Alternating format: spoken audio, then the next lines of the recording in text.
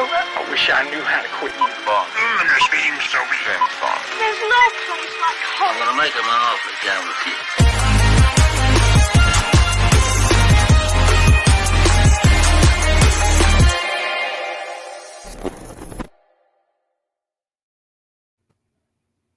And welcome to another episode of Gone with the Wind.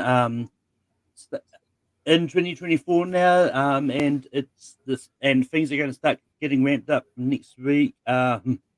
This week we've got a nice quiet week for a change. I got just because it's that kind of sweet spot in between years where it's like nothing much is happening because of the holidays. But yeah, but we've got Dan here. Dan, how's it going?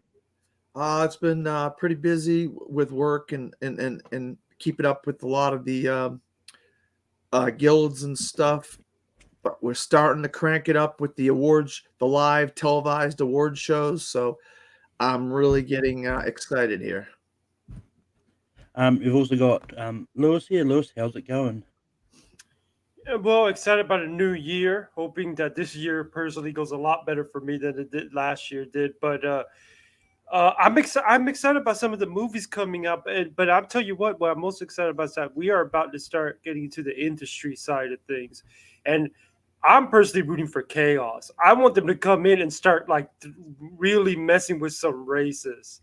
I want them to start like the best picture stuff that we've been seeing all everywhere. I want them to shake that up. I wanted them to shake up who we think is going to win in acting races. I can't wait to see what these guilds are going to do to really mess with everybody's, what we've gotten used to over the last month.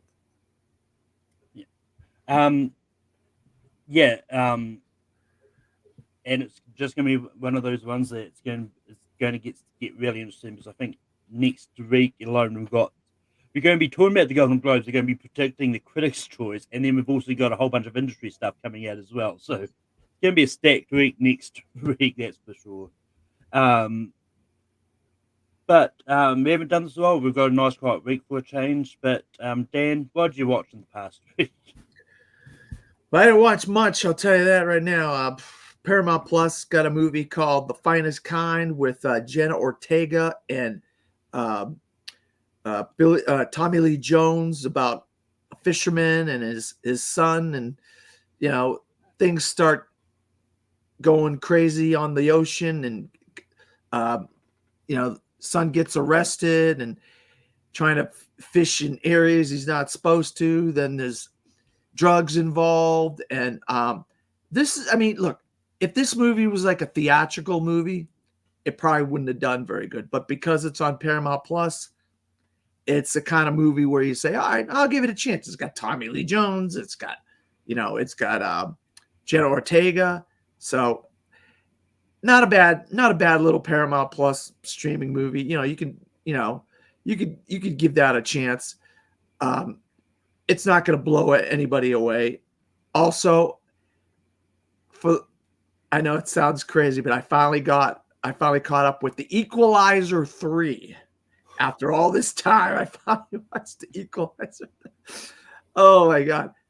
Denzel in Italy screwing with Italian gangsters, defending the honor of a little town and a little community and stuff. And of course, he uses his unique skill set to put a beat down on some Italian gangsters in Italy, in Sicily or whatever.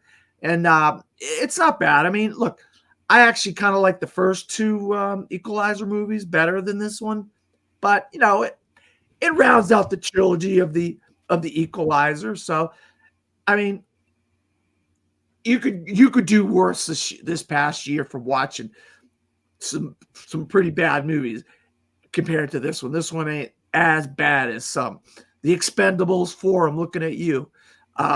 You're a piece of trash. But otherwise than that, I rewatched Oppenheimer twice. I rewatched The Holdovers. So I just made December, Maestro. I rewatched all of those in the last week. But that's about it. Oh, and What If? I did watch What If, the entire season of What If. Very good, but kind of predictable. if you saw What If season 1, you can probably figure out where they're going with What If season 2. But the animation, oh my God, just freaking amazing. I actually liked the first episode. It was like a Nebula episode where it had like a twist on like Blade Runner. Then there's some other episodes. What if Scott Lang, did something? Not Scott Lang, but Peter Quill. Yeah. Did something. I mean, actually, really nice timing for What If, because I had kind of caught up with all my screeners and everything I needed to watch, and then bam, popped out 9 days in a row. It was the 9 days of What If. Oh, great. All right. So I kind of enjoyed What If quite a bit, actually. Yeah. Good. About that. But Lewis, what have you watched in the past week? Yeah, not much between the holidays and having to take care of an entire house because I'm dealing with a certain dealing with some personal family situation where I have to take care of a family member. And I did wrap up my 2023. I'm looking at my Letterboxd diary right now. I wrapped it up with Migration. I thought Migration was okay. I don't think I was as high on it as you were, Dan. But my favorite part was the middle part when they were in the city. I really wish that the movie had been sort of mostly that. But obviously, it felt like it was almost like 3 different episodes almost because of the journey that they were going through and some of the different detours that they went through. But for the most part, we've had much worse animated movies than this. I think this is a movie that easily you could take kids to and they'd enjoy it. The family would enjoy it. Nothing that inoffensive. Anyone But You, I felt was pretty okay. I've seen all kinds of reactions to this one. I saw some people who were like calling it one of the big surprises of the year. I saw some others who found it boring. I was kind of in the middle. I thought it was okay, but kind of forgettable. And the final movie that I caught for the year was I went ahead and caught Oppenheimer, which is the 3rd time that I've seen it this year. And I'll tell you what, I keep wondering to myself, okay, is it really that good? And then when I've rewatched it the 2nd time, the 3rd time, yes, it's really that good. There's a reason it's showing up on a lot of people as their favorite movie, or it's at least showing up in their top 10, top 15 and such. And it's interesting because I have been, over the last month or two, I have been, we try to show some of these awards contenders our casual movie-going family and friends to get their feedback as to kind of see if there's a movie that could do well on the preferential ballot and such. And I got to tell you, they're responding very well to Oppenheimer. One person who I've been tracking, basically getting them to watch the awards contenders and then asking them to rank them, they had Oppenheimer ranked over everything but Color Purple, and as we know, there's a possibility Color Purple doesn't get a Best Picture nomination. So that goes to show you just how high Oppenheimer could end up being in the preferential ballot for a lot of these voters, and why I do think it is a stronger contender than some of the front runners that we've seen kind of fall at the end. But yeah, to me, it was a great way to end off the year with Oppenheimer, because that is right up there with Barbie. It's basically the film that defined the year. But yeah, that's how I wrapped up my 2023. And real quick, just based off of something Lewis just said, I did recommend The Holdovers to some people, and one of the people that runs the press screenings in my area, we never had a press screening of The Holdovers, and she watched it with her family and absolutely loved The Holdovers. It's been translating fantastically amongst people that I've been recommending it to, who has been able to watch it on Peacock, because it's now on Peacock. And I know you don't have Peacock in New Zealand, right, Malcolm? No. So I don't know where you could. It should be on Disney Plus though for you, because it's no, that's Focus, so it wouldn't be on Disney Plus.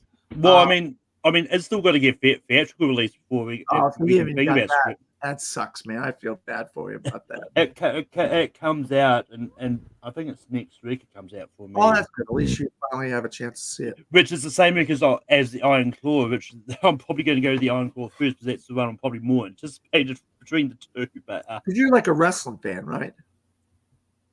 I mean, it's not to say I'm not interested in the holdovers. Like, I'm interested in both movies. Yeah. But it's really translating very well to people, the holdover. So I think it's a dark horse threat. For Oppenheimer. Would you say, Lewis? What? Sorry, I didn't catch that. Did you say something? No, well, I was going to say that holdovers, I think, is a dark horse threat. Like, I still, at the moment, as of today, I still think Oppenheimer's probably going to win Best Picture. But I think a lot of people are kind of, it's sort of like it's been winning awards. It's been dominating supporting actress. It's been pulling away on the original screenplay with a lot of critics. Like, that's a picture path if that translates with the industry. So, like, I think it's a dark horse threat. Yeah. Did you start Oppenheimer at a certain time on New Year's Eve so that when it's hit midnight on the same time as the Trinity test? No, but I did actually think about doing that, but I just there was actually someone, and only Dan will get this because he's the only one. Malcolm, you haven't seen Holdovers yet. There was someone who said when you can start it, so that when it strikes midnight, you can see Paul Giamatti make that disappointed face at the party, just when it strikes midnight. Yeah. I mean, I've seen so many of things like that. I've even seen someone being really smart and going, "You said Iron Man 3 at 11:55. It'll hit New Year's in the movie at the same time." Which, as you know, it literally starts at a New Year's Eve party. But anyway, moving on to what I watched the past week. I also watched What If, funnily enough, and yeah, I really enjoyed. I kind of disagree with Dan a little bit. I disagree that it was predictable where it was going. The thing I liked more about this one than the first one is each episode just felt very standalone-ish, and it's and it wasn't until the last few where it's like it started like building up to some of that to that final episode. But the one thing I really do wish they do in the next season is if they're going to have someone appear in the last few minutes of an episode, don't have them in the opening credits. I know you've got to, but because I was watching the Kahoi, I was like, well, this is an all new character. There's not going to be anyone I'm going to recognize in this. And then like Benedict Cumberbatch comes out. Like, so I spent the whole episode waiting for Benedict Cumberbatch to show up. Like, he's literally comes in at the very end. It's like, well, that was very anticlimactic. But it would have been a nice surprise had they not put his name in the opening credits, but still credited him in the end. But that's just a minor quibble. Like it. So I think, and they've already greenlit the third season's already been announced. They announced that for a clip of it. I mean, episode featuring Red Guardian and Winter Soldier. So the fact we're getting another season and apparently it's coming really soon from what I hear because I don't know how true that part is, but in that clip that they showed that said like season 3 coming soon or something. So what do you think of the Nebula episode that seemed to have a feel of like Blade Runner, Malcolm? Because I really liked that episode. I thought that was a very good episode that started off, and then the Jon Favreau one was kind of a fun one too.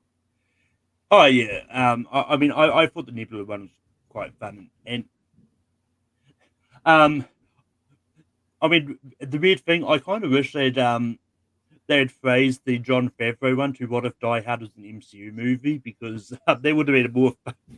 Maybe you're right. Yeah, that would have been interesting. Because that's pretty much what it was. Like, yeah, no, I know. You're right. But other things that I watched, I've just been trying to catch up on a bunch of 2023 movies. I watched the movie, the A24 movie, When You Finish Saving the World, the one directed by Jesse Eisenberg and starring Julianne Moore.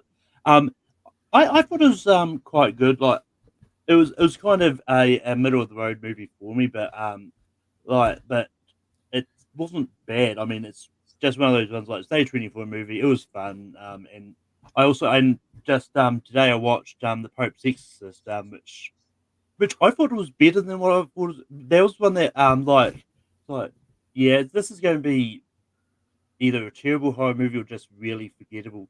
I thought it was actually really fun. So yeah, I didn't watch the. I also didn't quite watch a lot just because I was just continuing my MCU rewatch and I've just hit the series, so I've been watching the TV series. So yeah, which takes a bit of time, so not enough time to fit in more movies. But anyway, moving on. Another bit of news that sort of happened last week, I did want to touch on. There's also some sad news as well because we did lose the actor Tom Wilkinson in the past week, like famed Oscar winner for In the Bedroom, and it had a whole bunch of other stuff. I really didn't look up his filmography before this. I know I've seen him and stuff before, but yeah, Dan, what are your thoughts about Tom Wilkinson? Yeah, I mean, I wrote a review of In the Bedroom in honor of Tom Wilkinson because I think he's a really one of our really great the last 20 years or so. He had an amazing decade in the 2000s, and Michael Clayton, Batman Begins, and just so many great movies. But I did write a review in honor of him of In the Bedroom, and that's probably, to me, that was his best performance as his doctor who's married to a woman and they have a tragedy in their life, and he's just fantastic in that movie. And it's a Todd Field movie, and Todd Field did Little Children and last year Tar. So Todd Field's a very good director. Yeah. And yeah, it's sad to see these people go. He's a really good character actor from the 2000s. Go ahead.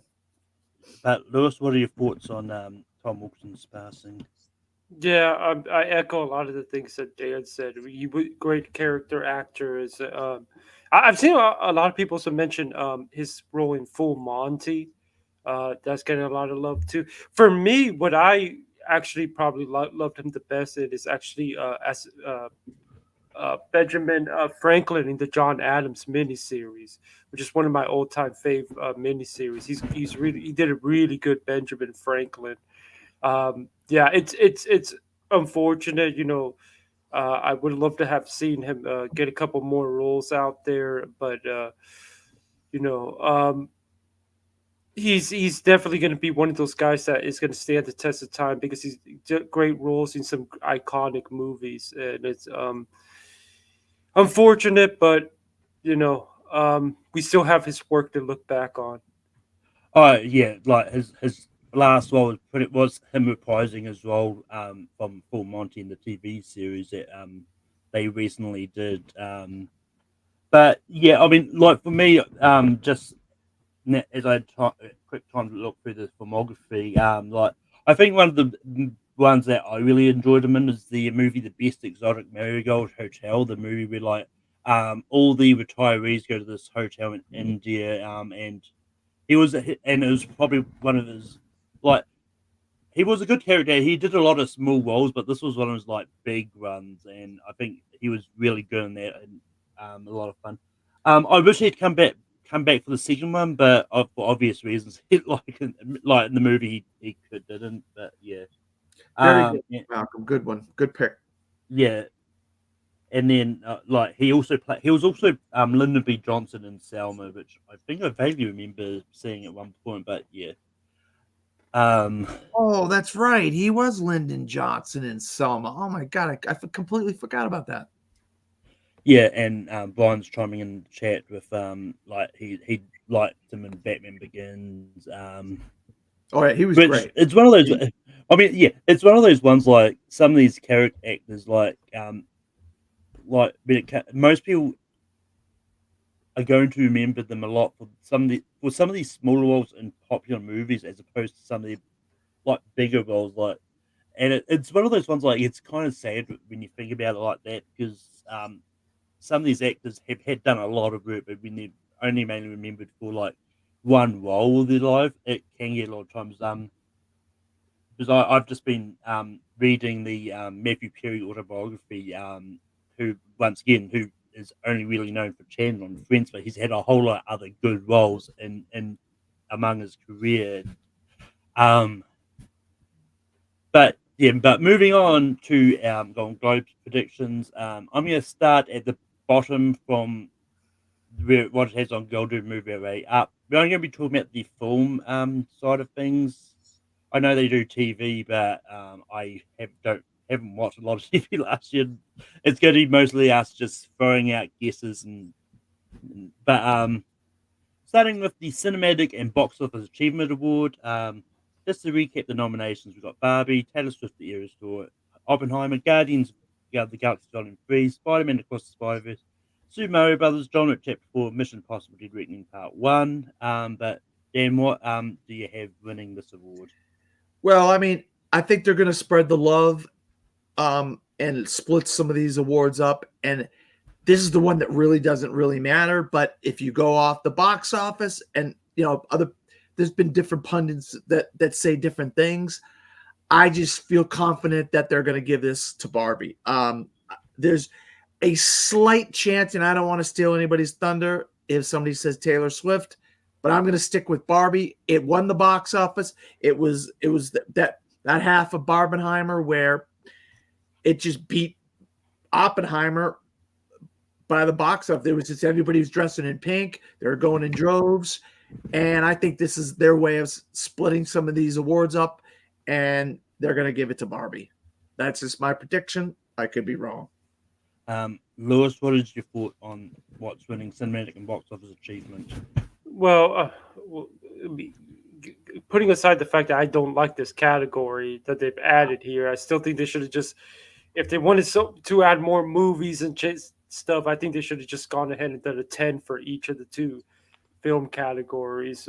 But I said earlier on the episode that I wanted to see chaos from the industry. I hope I'm wrong, but as you see my predictions play out here, you're going to be noticing a trend where I think the Golden Globes are going to play it very safe. I think they're going to be very predictable, which is exactly what I expected and got from them last year. That being said, I do want to preface say that we have a brand new voting body. There are a bunch of new voting members, and based on the nominations we got, they're a little more highbrow and less populist than we are used to the Globes being in the past. So it's going to be interesting to see if that leads to certain interesting winners than what we tend to expect from the Globes. I hope that they surprise us. I'm actually hoping that I get some of these wrong, just so that it could be a fun night. But I do think it's going to be, at the moment, I'm going to play it safe and think that the Globes at least are going to play it safe. I think you're going to see a theme where they're going to be leaning into Barbenheimer. And I think they're going to go ahead and give this a Barbie. And it's just going to be basically based off the fact that it made the most money. That being said, I'm glad Dan brought up Taylor Swift, because I've heard from some people wonder, what if they do something crazy and give it to the Taylor Swift movie? Another thing to look at is if Oppenheimer wins this, they may be going more nuts for Oppenheimer than the most bullish people in Oppenheimer might think they will. That'd be very interesting. And I do wonder that there's probably a good chance that this might end up being the first award of the night. I can see them trying to kind of kick things off with like a big film category and going with this. But I'm going to play it safe and go with Barbie winning this one. Yeah, this is one of those ones because the Globes probably gave all the voting bodies guidelines of what their reasoning for what the movies that made this one were, but whether or not they voted on them or they went down the list of some of the movies that made a lot of money or whatnot, and that we kind of it's one of those ones like when they announced these categories, they didn't kind of explain to like the general people what this really means. Because but that being said, I'm also playing it safe because I think it will go to Barbie. And I will get more into that when we get to the best motion picture comedy musical category. Because that's why I'm going for this. But that being said, because it's one of those ones, it can go either way. It can go to the one that made the most money, which is Barbie. Then there's no bones about that. But it also depends on how, if they're going for like cinematic achievement. And I can see them going Taylor Swift Eras Tour here because it's one of those ones like, well, yes, it's the made the most money for a concert film, but it's also one of those ones like if you see the reactions of the way they sort of treat this, everyone in the theaters driving to this and going there because this was sold out a lot. And like there was if you saw the videos of people in the theaters and that, like they were having fun. So this was a really big achievement, and it got people back to that cinema where a lot of the bigger blockbusters really weren't, because all the bigger blockbusters flopped. So for that, I can see them going Eras Tour, and it's why I've got it second on this list on Earth My Theory for Gold Derby. But it's one of those ones like we don't know how they're voting for this specific award, but yeah. Moving on, we've got Best Song. We've got I'm Just Ken from Barbie. We've got What Was I Made For from Barbie. We've got Peaches from Super Mario Brothers. We've got Road to Film from Mustang. We've got Dancing Light from Barbie. She Came to Me from Addicted to Romance. Lewis, what do you have winning Best Song? I'm gonna play it safe. I'm expecting them to have attempt a lot of love for Barbenheimer as a whole. I think they're gonna go with What Was I Made For. That being said, this was around the time last year where we started realizing that Lady Gaga might not necessarily be the slam dunk some people thought early she could be for the Top Gun song, and then we started to realize that RRR had a real good chance, as we all saw. RRR went on to win the Oscar. So it would be really surprising but interesting if we saw Billie Eilish not win this, because maybe there starts to be this thing that picks up where they decide, well, she already won, just 2 years ago, the Oscar, and if we're going to try to push something else, maybe they'll go with something. Maybe they'll go for something a little. They'll stick with Barbie, but do something else like that. I'm Just Ken. But I'm going to play it safe and say that they go with what's considered the front runner for now. What Was I Made For? See, I don't think What Was I Made For is necessarily the front runner in this category. I think it's going to be I'm Just Ken. And it because it's the more fun stuff. But this is a rule that all the Barbie, people could have different opinions on these Barbie songs, and Barbie songs end up splitting the vote, and that could see Peaches win here, which, as we know, it can't win at the Oscars. So the Oscars, so there's a lot of the Rustin song wins, and before you know it, there's a path there for the Rustin song to go all the way to the Oscars. Yeah, I mean, it's one of those ones because I think it's going to be between I'm Just Ken and What Was I Made For to win here, but it's one of those ones if they end up splitting these votes, it's going to open up the road a little bit for one of these other ones to get through. But yeah, my official prediction is I'm Just Ken.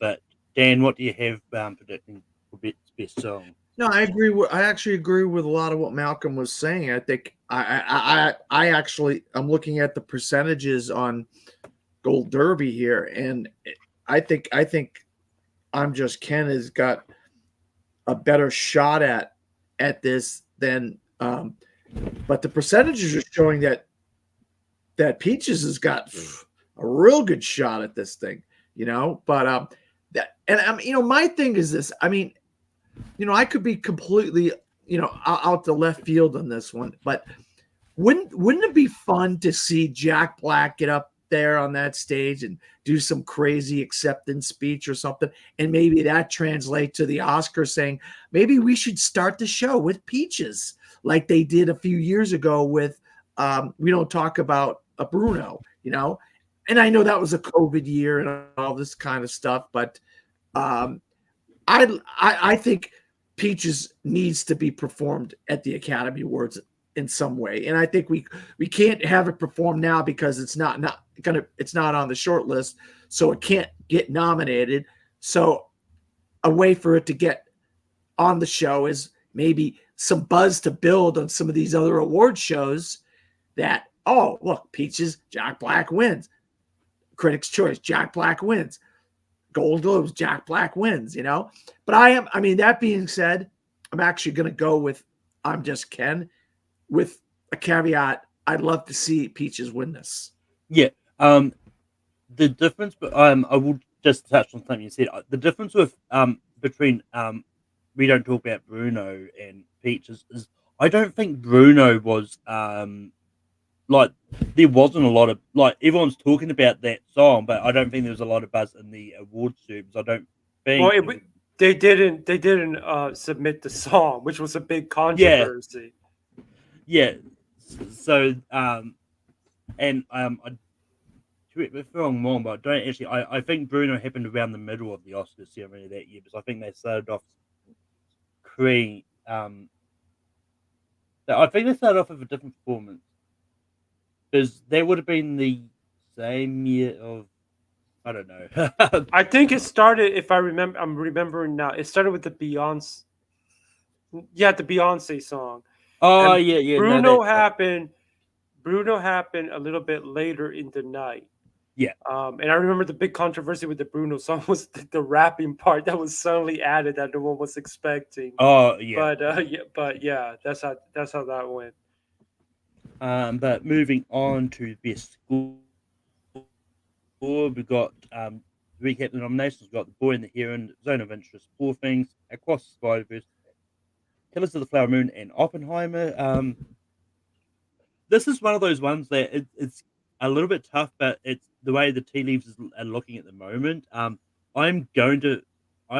do think they're going to go Oppenheimer here. I do think Oppenheimer and Barbie are probably going to have a really good night here. But it's I think the one that really on the tails that could maybe overtake it for different reasons was Killers of the Flower Moon because of death related reasons. But Dan, what are your thoughts on what's winning best score? Yeah, well, score is an interesting one because you got the passing of Robbie Robertson, and this would be a great trend throughout awards season if Robbie Robertson's family or Martin Scorsese, whoever, could get up on the stage and accept these posthumous awards for Robbie Robertson. But you also have the fact that Ludwig Göransson never won a Golden Globe Black Panther. And so this could be their way of rewarding Ludwig Göransson for Black Panther and for Oppenheimer combined in a way. They can make up for that mistake that they made back for Black Panther that the Academy did not make the mistake. They gave him the Academy Award. So you got two ways to play it here. It could either go to Killers of the Flower Moon for me, posthumously for Robbie Robertson getting Marty up there on the stage, or you could do Göransson. I'm going to choose to go with Göransson because they did not give him the award when he won the Academy Award for Black Panther, and I think this is the way to make up for that. Plus, he did a great job with the score, so it's not like they're giving it to him for no reason. So Yeah. I'm going with Oppenheimer for Ludwig Göransson. Lewis, what do you have winning best score? Yeah, I'm going with Oppenheimer because again, I think it's going to be the safe pick by them, and again, I think you're going to be seeing a Barbenheimer thing going on with the Globes. I will say this: if Killers of the Flower Moon pulls this one off here, that could be a sign that the Globes might be doing something a little bit different than a lot of us assume in picture drama, which we'll talk about later. Because they do have a history of really loving Scorsese. They really love him, and this is a more criticky, more highbrow Globes group than before. And while Oppenheimer is obviously very well respected among critics, Killers of the Flower Moon has pulled off some impressive wins among certain critics groups. But I think it's going to be Oppenheimer. It just feels like, it's been winning almost all the scores critic awards, and it just feels like he's just going to go all the way to the Oscar with it.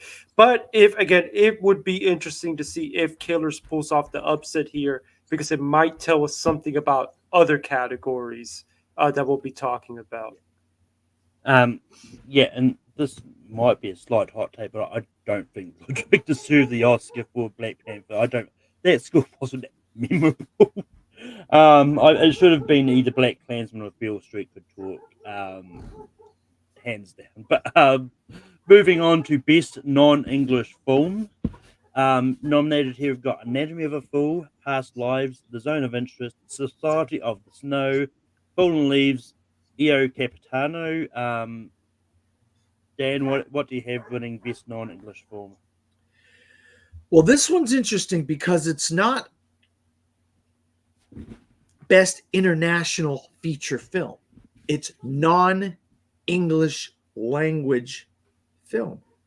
So Past Lives is in here. If this was worded the same way as the Academy Awards, I'd say there's no chance that Zone of Interest doesn't win. But because this is the Globes, I think you got to give some credence to the possibility this is their way of potentially giving Past Lives a trophy for something. And I mean, I'm like 50-50 on Zone of Interest and 50-50 on Past Lives. Just to be a contrarian, I think I'm going to go with here, Past Lives, not the Academy Award, but here, Past Lives, slightly above Zone of Interest here.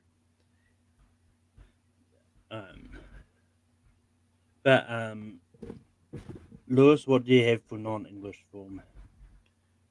Well, I mean, this one is going to be really interesting because there are 4, maybe in a wild world, 5 of the 6 that I actually can see a world where they win. Anatomy of the Fall could easily win here. It has won most critics groups, even though it wasn't what France submitted at the Oscars. Zone of Interest could win here. A lot of love and respect for Zone of Interest among critics and journalists. The Society of the Snow is a potential surprise win here, especially since there's been signs of that movie picking up some momentum of late. It did pretty well with the Oscar shortlist. I can't wait to see if it shows up with the BAFTA long list, which we'll be getting at the end of the week. Because there's a lot of people wondering, is that going to be our All Quiet this year? This movie there's a foreign film that suddenly pops up and surges. And I do think there's a crazy world where Fallen Leaves pulls off a massive upset here, because don't forget what happened last year. RR looked poised to win here, and they gave it to Argentina in 1985. That was probably the biggest surprise of the Globes last year. So, and Fallen Leaves does have an acting nomination from the Globes. So that there is a potential for a massive upset.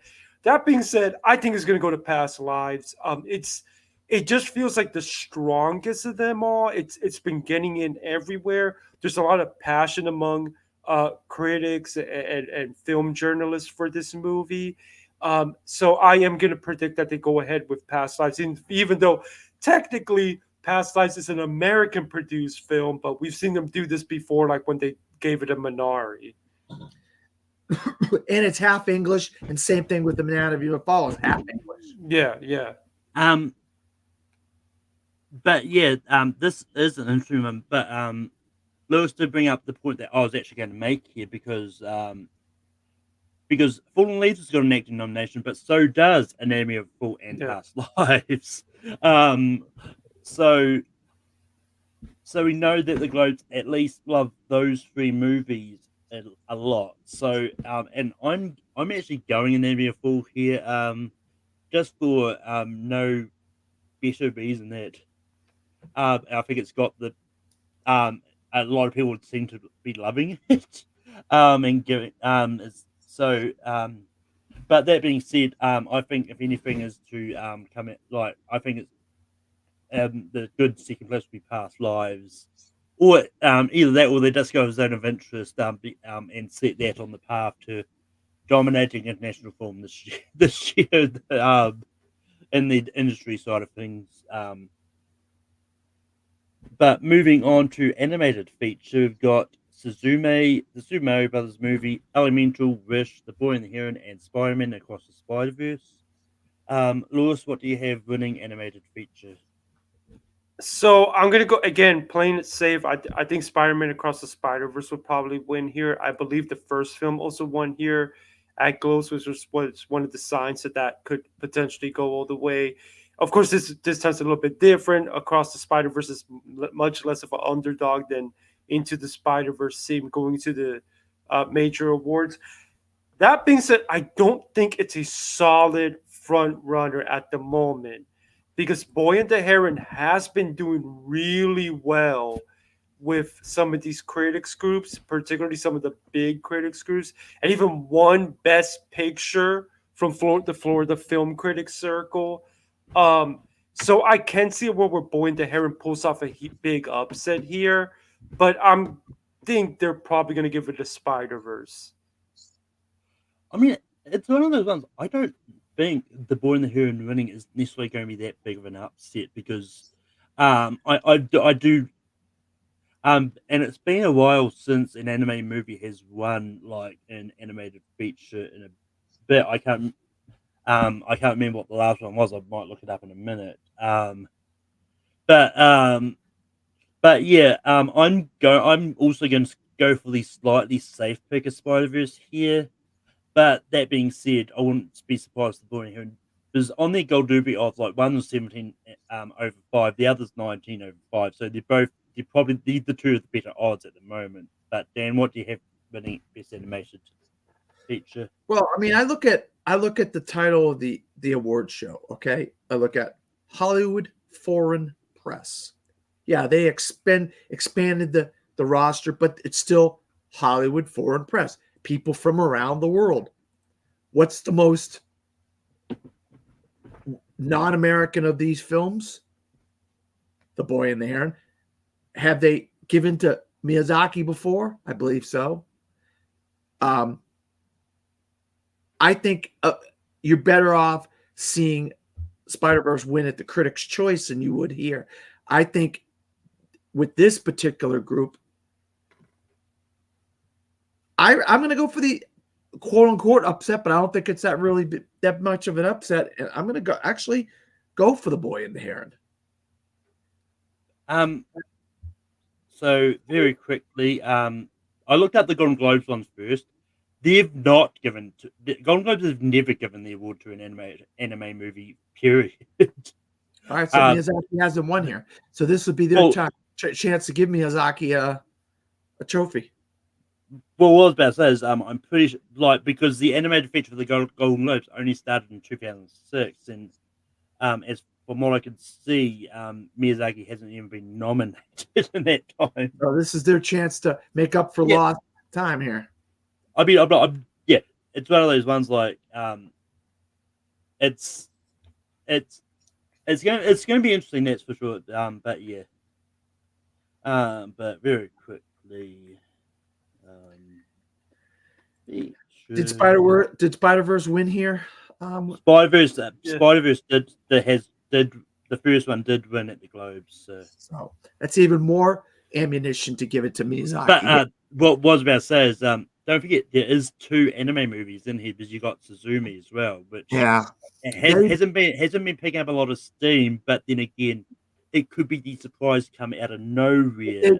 but they've given it to what, Weathering with You or Talk to Me or Talk. Well, as I said, the Globes haven't given it to any anime movie before, so They didn't give it to Uh, Weathering with You. Oh, huh. no. Okay. And I'm just going down the Oscar animated movies here, the last anime movie that won. I want to say Oh, Spirited Away. I think you are right. Yes, Spirited. So for the Oscars, Spirited Away was the last one that won at the Oscars. So it's been almost 22 years since an anime movie has won. So if Born the Heron does win at the Oscars, then it will be the first time in a while that an anime movie has won. But moving on to best film screenplay, we've got Barbie, we've got Oppenheimer, we've got Poor Things, we've got Past Lives, Killers of the Flower Moon, and Anatomy of a Fool. This was actually a tough one to pick because I think there's a world where all of these could win, and it's one of those ones like they don't separate between adapted and original. But I ultimately just sat on Barbie pulling out the win here, but I wouldn't be opposed to something like Oppenheimer, Killers of the Flower Moon taking it as well. Because this could be where they could award it to Scorsese here because he may not win in other places. But Dan, what do you have winning best film screenplay?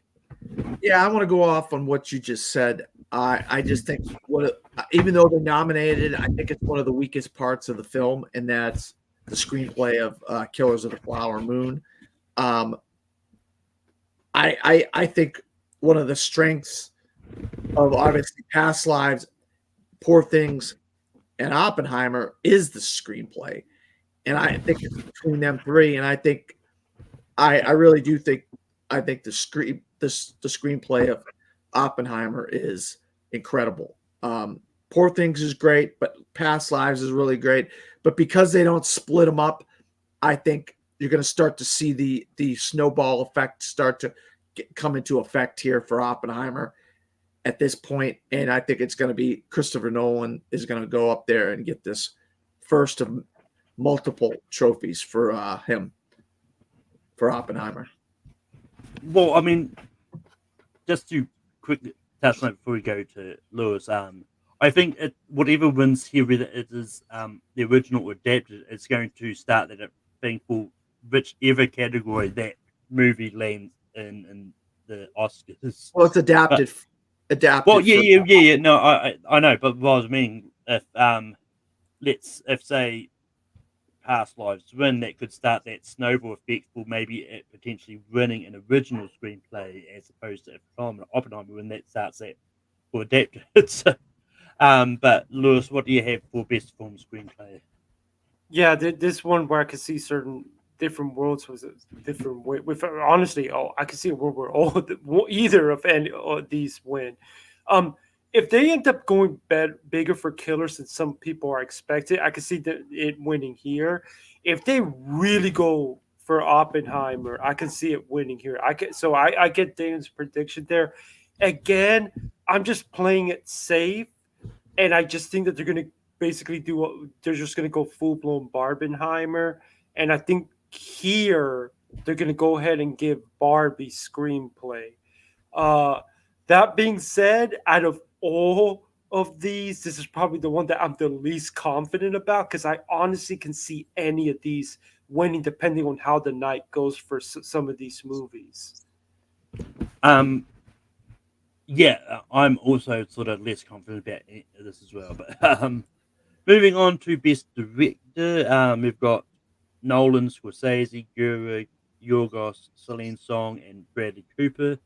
Dan, what do you have for director? Yeah, I mean, this is like, I think it's a no-brainer, a slam dunk, whatever metaphor I could use.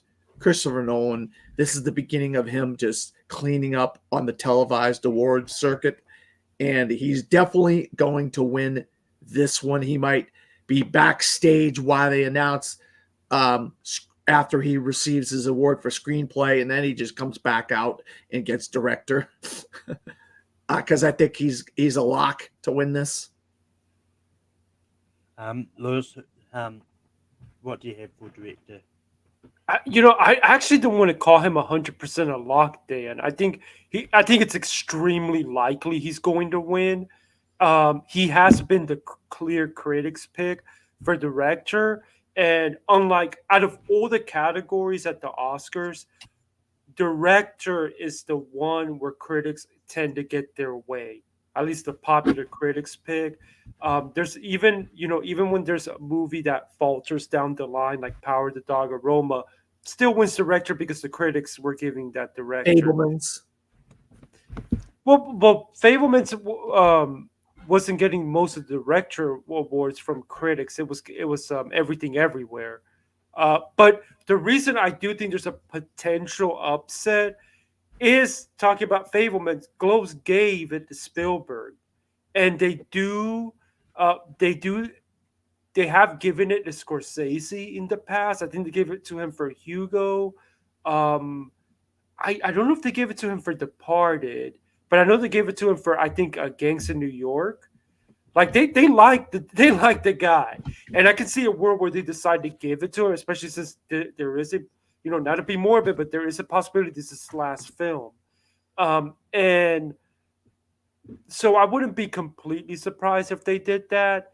But I think that this is probably where I agree with you. I think this is probably where Nolan begins to kind of just be the clear pick, whether Oppenheimer goes on to win Best Picture or not. It just feels like Nolan's moment. Yeah,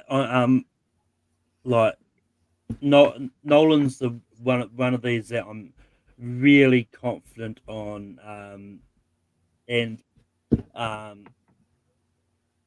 actually, for whatever reason, I didn't put the double up thing on Gold Trivia. But I did that too for director. But this is the one that I'm probably most confident. Just looking at the odds that he has on Gold Dube is like 82 over 25, and with all the other ones are like not even close to that. I think the odds are ever in Nolan's favor here. But moving on to supporting actor, and this is over both genres. I've got Robert Downey Jr. for Oppenheimer, Ryan Gosling for Barbie, Charles Melton for May December, Mark Ruffalo for Poor Things, Robert De Niro for Killers of the Flower Moon, and William Dafoe also for Poor Things. Lewis, who do you have for Best Supporting Actor? This one, I can see a world where Ryan Gosling, they decide to go for him in here. I can see a world where they go with Dan's favorite guy, Charles Melton. I can see a world where they decide to go for him. I can see a world where they go to Robert De Niro. I can see a world for Mark Ruffalo. I find it kind of hard to see them giving it to Dafoe. That being said, I think they're going to go ahead and give it to Robert Downey Jr. If what I've been feeling ends up becoming reality, I just have this feeling that it's going to end up being this thing where we get to the televised awards and they just start getting behind RDJ for supporting actor. So I'm going to predict RDJ to win this one here. Yeah, this is one that I think going against Robert Downey Jr. is probably not the wisest thing. I think Robert Downey Jr. is probably the safe pick, but I think he's the one that's going to win as well, because it's one of those things. Like, I like Gosling and what he was doing in Barbie, but I think this is Robert Downey Jr.'s year. Yeah, but Dan, what are your thoughts on supporting actor? Well, just going off of what Lewis said previously earlier on, if you're going to do chaos, you give it to Melton or De Niro here. And then you really throw this best supporting actor race into chaos. But if you want to go the right way, the straight way, the way that I think they should go, and the way I think it's going to go all season for best supporting actor, Robert Downey Jr. has got this in the bag. But if you're going to go the way Lewis thinks this is going to go, chaos, you could do a Charles Melton, a Ryan Gosling, a Robert De Niro. But I think they're going to go the safe route and go with Robert Downey Jr. Well, just to add to that, I'm not predicting chaos. Like I said, I'm predicting a safe night where they just kind of lean into Barbenheimer. But I just think that there is a world where we actually get some chaotic results. Because again, we don't really know this new voting body that much. So No. we don't know if they're going to be Globesy like they have been in the past, or if they're going to just go like full blown highbrow like BAFTA sort of stuff. Well, you just go off the nominations. If you just go off the nominations, it seems like they're going in the right path. You know what I'm saying?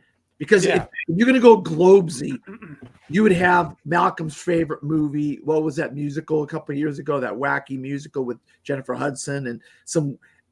You would have The Tourist, and you'd have all these other crazy, wacky. You'd have Dix the musical and all this crazy stuff in here for some of these nominations. But you don't have all that crazy stuff in here for the nominations. So it seems like they are going to go pretty straight for a lot of these awards from what it's perceived to be here. You know what I'm saying?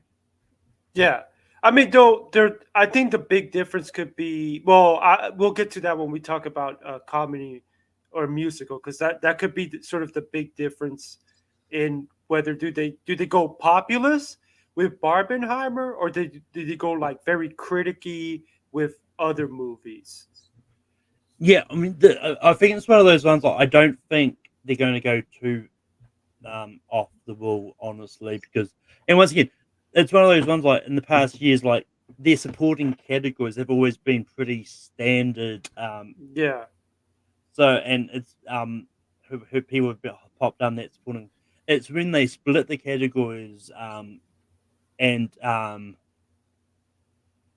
is when you start getting sort of crazy. Yeah, I think the last time the Globes did something sort of unexpected with supporting was Allison Janney, and she was, I think she was number 2 among the critics winners anyway. So it does seem to be that the leading performances where they kind of start. Sometimes the Globes tries to change the race. Though last year they did try to change the race. Well, we'll talk about supporting actress later. But yeah, I mean, and I really have no idea what that musical Dan was alluding to, because What was the Jennifer Hudson musical, Lewis? That goofy musical that they nominated, that when people started seeing it, it was terrible. Oh, that didn't have Jennifer. Or if you're talking about music, that didn't have Jennifer Hudson. Kate Hudson. Kate Hudson. Yeah, music. Yeah. Not they nominated it. They nominated that in like multiple places, and yeah, I saw that movie, and it was easily one of my least favorite movies from 2020. Well, that's what it was. Kate Hudson. I got my Hudsons mixed up. I mean, I feel insulted. There's one, you thought I liked music. No, I thought you talked about that year, and you did like it. No. Okay. It was my least favorite of the year too. All right. Never mind then. Never mind. I think at the time I actually hadn't seen it until recently. Because in that same year, talking about Hudson's, I believe that same year was when Jennifer Hudson was in Respect, about Rev Franklin. So, but anyway, we're going off track here. Moving on to supporting actress. We've got Rosamund Pike for Saltburn, Jodie Foster for Nyad, Julianne Moore for May December, Emily Blunt for Oppenheimer, Danielle Brooks for the Color Purple and Divine Joy Randolph for the Holdovers. I mean, for me, this is pretty obvious. Like Divine Joy Randolph's is pretty much taking the supporting actress by storm everywhere. I don't really see a world where she wins unless the Globes really like the Color Purple. Might be weird for them to really like it, given they didn't nominate it. Well, yeah, but it would. I mean, that would be weird on that note. But yeah, it is what it is. And I mean, having seen Saltburn, I don't get the love of Rosamund Pike. I don't think she was that good in the movie. But then, what are your thoughts about supporting actress? Well, Malcolm, you just said a mouthful because I actually think the one. I mean, obviously, Divine Joy Randolph is the one that is the most obvious one that everybody. I believe she deserves to win, but with it being the Globes, you can't necessarily go on who deserves to win, and you got to look back at the past, and they like Rosamund Pike. And I think if anybody could come out of left field and get this, there's a chance it could be Rosamund Pike.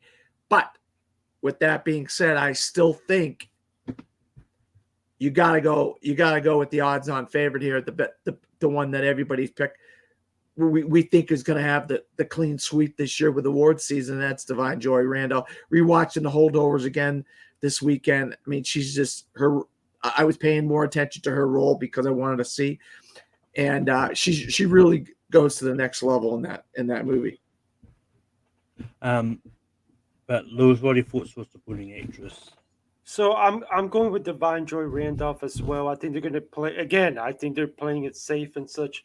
And she has dominated for the most part the critics group. Now, had Rachel McAdams actually got nominated here, I'd almost be a little wondering because she is seemingly the only woman who has consistently been able to beat Randolph a few times.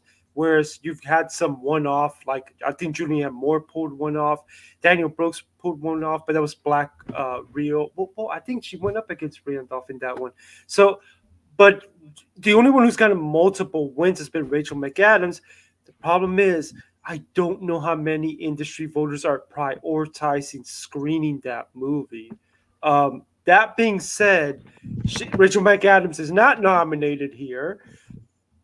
However, I would say that I can see a world where they decide to try to shake things up and go with Emily Blunt. I absolutely can see a world where they decide to try something like that, especially if they end up really responding to Oppenheimer and giving it on top of director or picture drama, giving it screenplay. If it does and score, if it does something crazy and actually pulls off cinematic box office achievement, like if it pulls off cinematic box office achievement early in the night, you got to start wondering if Emily Blunt might even win here because I can see a world where they try to make that happen, just like last year where they started trying to make Angela Bassett happen.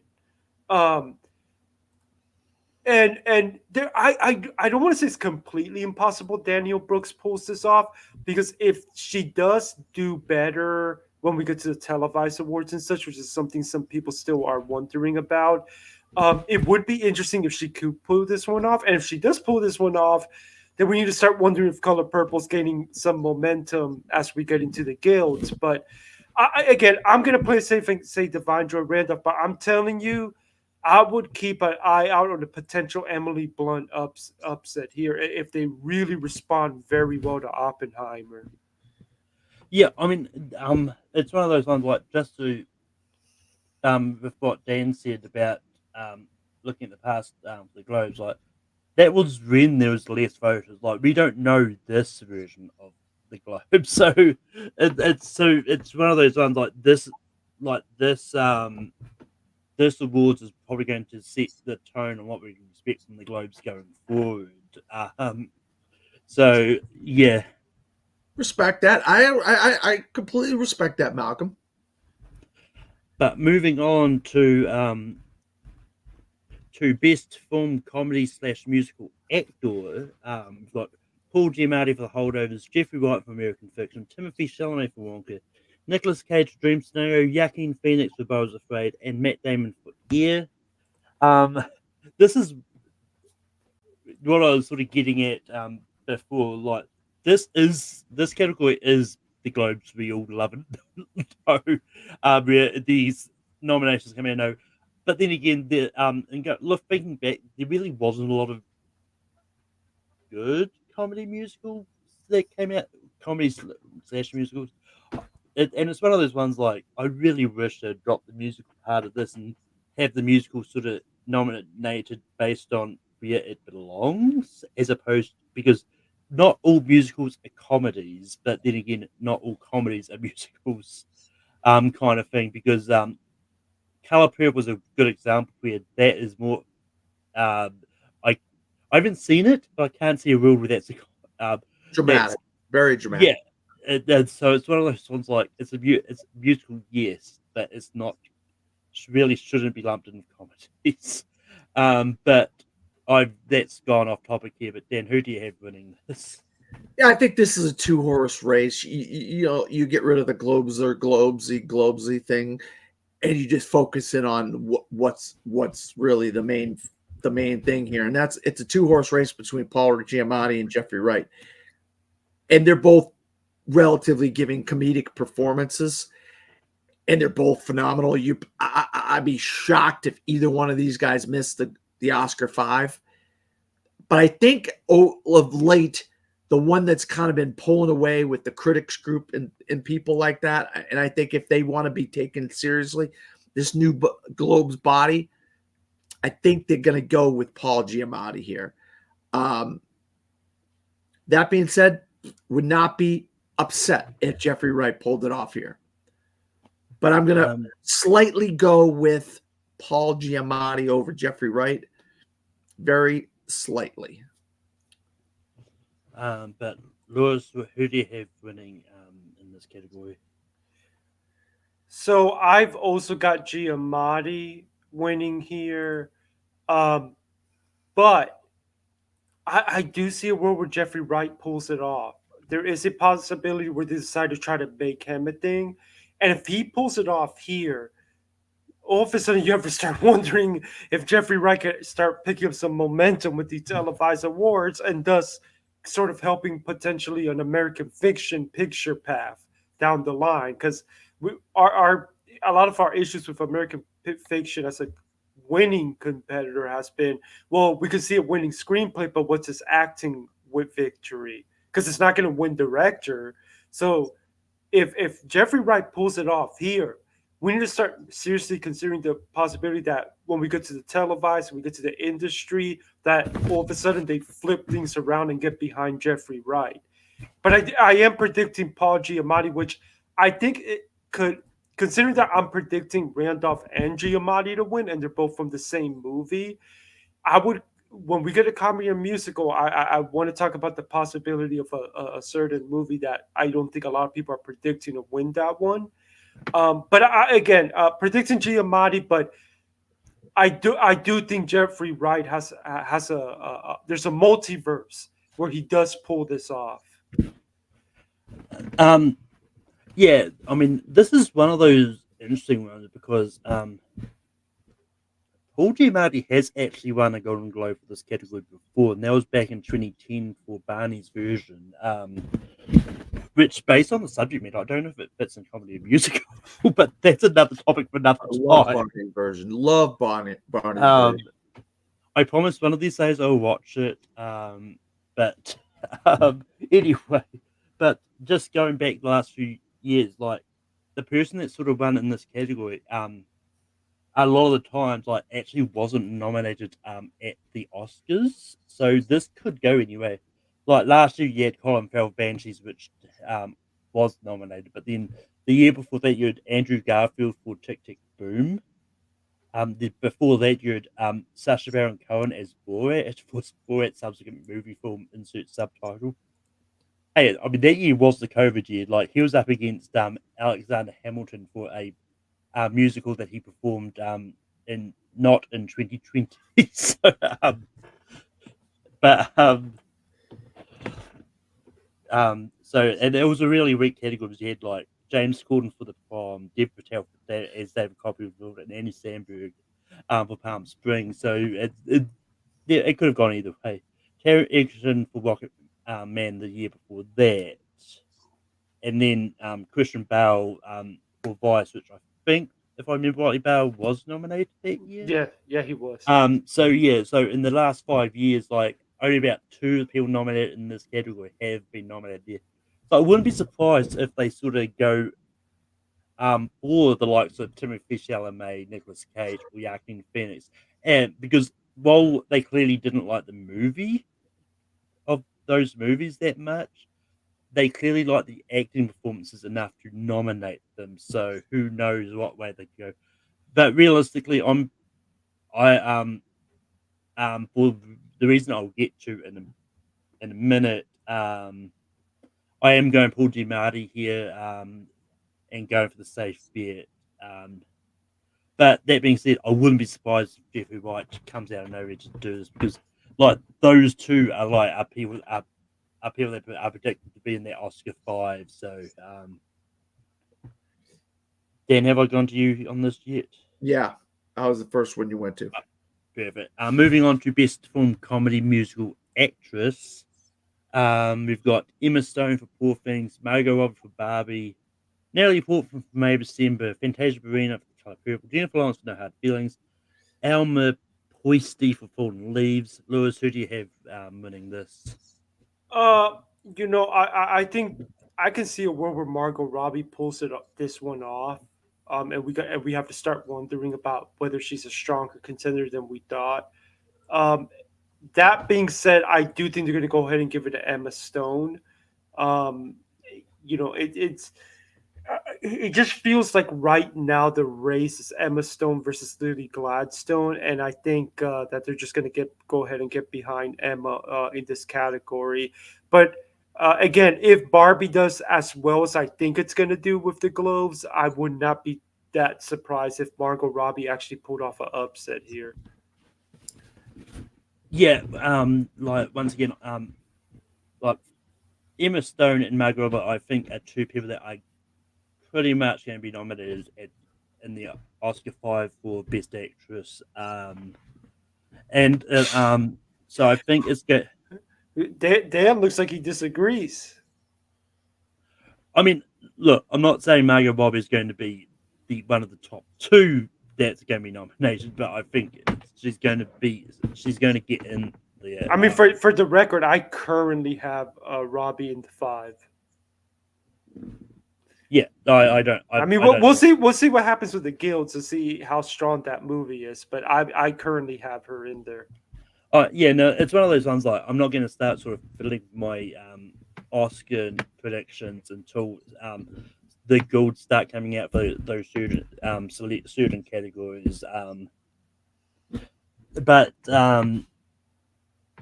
yeah, like realistically, I'm predicting Emma Stone to win here.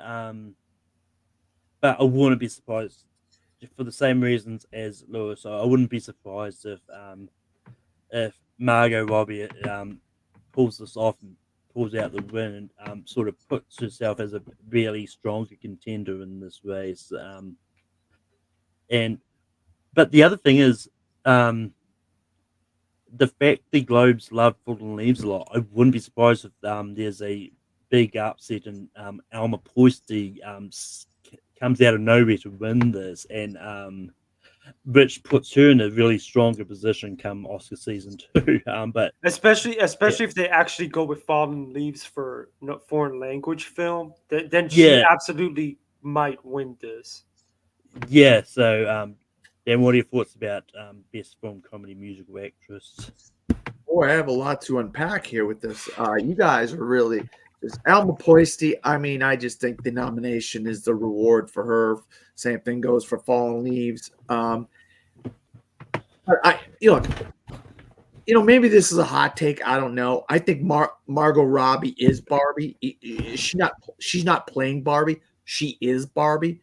So if they give her award if they give her this award, or even if the Academy Award gives her a nomination for playing herself, I think it's just really a missed opportunity for somebody else to be nominated, because basically Margot Robbie is Barbie, and I think that's a really bad decision on the Globes and the Academy Award to do that, because why would you give somebody an Academy Award for playing themselves, where I believe Emma Stone just goes to the next level of doing something crazy, off the wall, wacky, crazy, and it took a lot of guts and a lot of courage to do with what Emma Stone did, and she deserves to be rewarded. And I think with this new quote unquote highbrow Globes that Lewis is professing here, I think they are going to give it to Emma Stone, and that they're not going to give it to Margot Robbie for playing herself. And that's just my 2 cents on that. I mean, we'll get more into that. With the different categories, you're probably going to say the same thing about different actors coming up. But moving on to best film comedy / musical, and this is one that I'm almost tempted to switch here, because at the moment I've got Barbie as the one, but as we've been talking going through this, I think it could end up going to the holdovers, especially if Barbie gets the Cinematic Box Office Achievement Award. So I think this could go to the holdovers, and which will line up nicely with the Paul Giamatti and Divine Joy Randolph's wins in those acting categories. So yeah, but at the moment I do have Barbie at the top, but I may do a last minute switch around closer to the time the Globes, once I think about this a bit more. Dan, what do you have for best film comedy / musical? Yeah, I'll be honest with you guys. I mean, I know Lewis is trying to push this Barbenheimer thing, but I don't even think Barbie's got a shot here. I think it's between Poor Things, Holdovers, and American Fiction more so than Barbie. And I think that with this being a foreign, quote unquote, foreign body, they're going to go with like a Yorgos Lanthimos type, where he's a foreign director, and this is kind of like a foreign type film, off the wall, wacky, crazy, wild film that Poor Things is. I think American Fiction, Holdovers are kind of American-centric films. I don't think Barbie is going to translate to as many awards as Lewis thinks it's going to achieve. And I'm going to go with the upset here. What perceived to be the upset here, I'm going to go with actually Poor Things. Go ahead, Lewis. What do you have for comedy / musical? Well, I'm predicting Barbie, because again, I'm just predicting that the Globes is going to go super safe. They're just going to decide to go lean into Barbenheimer. Again, I would love to be wrong. I would love to see some chaos. I would love to see them spread the love a little bit more. I would love them to not just make it just based on the two movies that come to mind when you think about the year. Like, I want to see more love spread. But I will say this. I'm predicting Giamatti and Randolph to win. That means to me that it's not that crazy to see Holdovers win this. If I'm predicting it's going to win 2 acting awards. The only thing that makes me pause is that Holdovers didn't get into director or screenplay. Now, Poor Things did get into director and screenplay. And I'm predicting Emma Stone's going to win. What happens if Poor Things pulls off the win in screenplay? If it pulls off the win in screenplay and Emma Stone wins like we think she will, then all of a sudden Poor Things winning here is absolutely in play, and wouldn't surprise me. But that being said, I'm leaning in and saying that I do think they're going to go Barbenheimer, and they're going to give it to Barbie. I would love to see them mess around with some things and do some chaos, but that's what I'm predicting at the moment. That being said, the more I will admit, the more I listen to the predictions we're making, and you like, I Holdovers and Poor Things, I can see a world where they pull this off. Yeah, I mean, I will say, like, I think there's a good chance we get be at various places to see Barbenheimer do that double thing, and it's one of those ones like it's kind of, I remember when we talked about the cinematic box trim. I think if Barbie wins that, we could see a different thing win here. You're still going to get the Barbenheimer wins. It's just not going to be the two categories we think Yeah. it might be. But we'll know earlier in the night, because if Emma Stone wins like we expect, but Poor Things pulls off screenplay, all of a sudden it's looking really possible that Poor Things, because I can't see Barbie just winning, by its box office achievement song and then this. It would have to win at least one of screenplay or acting.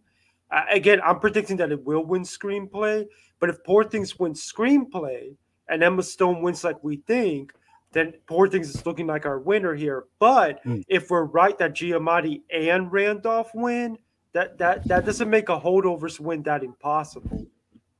Yeah, But real quick though, I mean, I just feel like with this being a foreign body, they're not going to go for the American centric. After they're already going with the quote unquote American centric film with Oppenheimer on quite a bit of things. You go with straight American centric type of winners. They Lanthimos is a European guy. He's making a European quote kind of off the wall wacky type of film, which more to me falls more in line with the Globes. Even though this is a new Globes, it's still foreign people. I would say this is probably going to be a big. Again, we're going to find out how much they've changed. Because if I'm right and they lean into just going Barbenheimer, then yeah, maybe they've changed to a point where the nominees are a little bit more highbrow, but they're still the Globes we think with what they pick. But if say Poor Things does as well as you think it's going to do, Dan, that could be telling us that maybe they've changed. They've definitely have changed. Yeah, and I will say I think, and not that there's anything wrong with that. I think you are leaning a little bit too heavily into the fact that it's a foreign body, because a lot of the times they have gone for the American movie at times too. Because like Once Upon in Hollywood's one, Green Well, Book. you got to remember, Malcolm, we know this. This is a proven fact. They want to get people at their award shows. So sometimes giving some of these people awards to get them to come to their award show, like The Martian in comedy, things like that, to get Matt Damon, get Ridley Scott, whatever, to show up. Otherwise, they may not have shown up because it wouldn't have been nominated. Things like that. So you have to have that in the back of your head.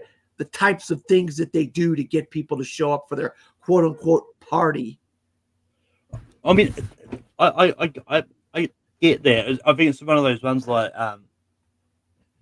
but yeah, I think it's one of those ones. I think you're focusing too much on the title of the group, but it is what it is. I'm not trying to dismiss your opinion or anything. I mean, we're gonna learn. We're gonna learn what this voting bot, all these new members, how much of an effect they have. We're gonna learn this Sunday. But yeah, it's one of those ones like, and we had the discussion when we did the nominations anyway about the whole comedy / drama thing, like those borderline movies, because The Martian, I believe The Martian is listed as both on IMDb, oddly enough. So, but it's just one of those ones, those borderline type things is always going to be that hard. Like people are going to see it as like, is that the comedy? Because I mean, is that movie this year that we've talked about to death. But anyway, moving on to best film drama actor, we've got Cillian Murphy for Oppenheimer, Bradley Cooper for Maestro, Andrew Scott for All of Us Strangers, Barry Keoghan for Saltburn, Coleman Domingo for Rustin, Leonardo DiCaprio for Killers of the Flower Moon, Dan, what do you have for best film drama actor? All right. I'm going to preface this by saying this. I think this is clearly a Cillian Murphy award to lose. I have Bradley Cooper winning, though, because I need to see the snowball effect to start here for Bradley Cooper if he's going to continue get critics, get Oscars, get SAG, all these, to get that snowball effect rolling for him to get that best actor. I just feel like the tea leaves have started to be able to read the tea leaves, and it's looking like Cillian Murphy is starting to pull ahead a little bit from Bradley Cooper. There's some controversy around Maestro. I don't understand the controversy around Maestro. I think it's a great film. I think it's a great performance. I think it's great direction. Great. Carey Mulligan's amazing. Cinematography is amazing. I don't know where this vitriol around Maestro is coming from. It just doesn't make any sense to me. But because of that, it looks like Cillian Murphy is starting to pull away in a lot of different aspects. But I love for Bradley Cooper to win here and start taking the wins over. And I have nothing against Cillian Murphy. I fucking think, I'm sorry, I shouldn't have cursed, that Cillian Murphy is incredible in Oppenheimer. Incredible. And until I saw Maestro, I thought Cillian Murphy had this thing in the bag back in July. But then I saw Maestro. And I know some people on the panel aren't the bullish on Maestro as much as me. But so that's my diatribe on that. I think Cillian Murphy's going to win, but I would love it if things started rolling for Bradley Cooper here. This is where he needs to start winning. Well, let me ask Dan. Do you have Cillian winning the Oscar? Nope. Bradley Cooper. So you think even though Bradley's going to win, you think he loses at the right now? You think he loses at the Globes? Yeah. Yep. Okay. Well, I guess you were about to throw it to me, Malcolm. So I'll just say that I can see a world where that happens actually, because I can see, especially if we happen to be right about some of the new members here, because Cillian is clearly a lot of the critics pick. He's won most of these, followed by Giamatti. I know Cooper's won like 2, but that's not much compared to how many have come out. I can see a world where Cooper loses here, but then he wins Critics' Choice, and then he wins SAG, and then it's maybe Cillian wins BAFTA, and we go into Oscar night going, it's down to these two dudes. I'm going to predict Cooper here, and I'm basically doing this. It's sort of like I remember last year when I predicted Spielberg and Fableman to win, kind of like daring them to finally show up, which they did that night, but they ended up not showing up that much after that. But I'm basically just kind of daring Bradley Cooper to finally get a big win here, because I've been saying that this feels like that win where things turn around when we get to the televised stage and into the industry, where Cillian, as incredible as Cillian's performance is, he's my personal number 2 and a very close number 2 to Bradley, who's my personal winner. That type of role isn't the type of role that typically wins with the industry, especially when it comes to lead actor, when you look at the history of lead actor wins. But I just want to say that if Cillian were to go all the way, it would be a worthy win. It would be a worthy win. It's a great performance from arguably the film of the year. But I think that if Bradley Cooper needs to start showing up, and I'm basically going to predict him as a dare. Are you finally going to start showing up here? Are you finally going to get your chance to go up on that stage? So I am predicting Bradley Cooper. But I'll tell you what, even though I do I can still see him winning the Oscar even if he loses here. You'd almost want to push that panic button if he can't pull this one off.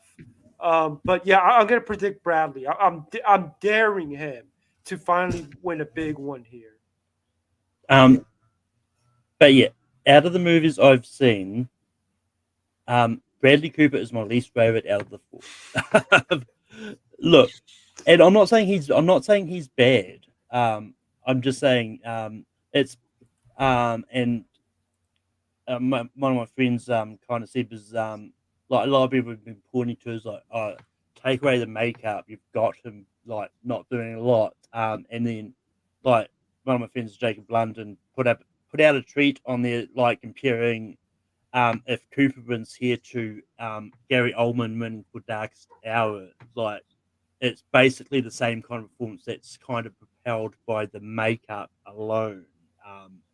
And all that, but Gary Oldman and I was actually my personal favorite that year.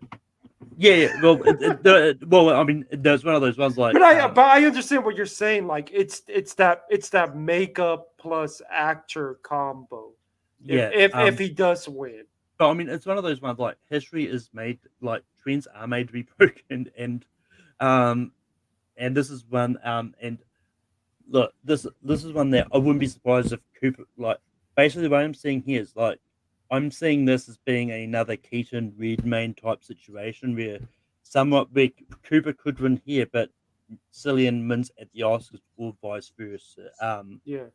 But so yeah, and a lot of the vitriol towards Maestro, I think it's more to the fact that like Bradley Cooper is an American trying to portray a Jewish man, and I think that's where a lot of this vitriol coming from is that they're sort of partly questioning like why couldn't they get an actual Jewish man that probably wouldn't need prosthetics and that to portray this like Jewish icon and all that, and even like with the character Carey Mulligan plays, which I don't remember the name now, but She's Chilean. Yeah, but so you've got this British woman who's not Chilean trying to portray this Chilean person. So it's one of those ones like it. But it's also, I think that people, and I say this as someone who adores the movie, the audience scores, the data doesn't lie. There are people who were underwhelmed by the movie, including you, Malcolm. But the reason it's still a big thing is because I just think that those of us who do like it like it a lot.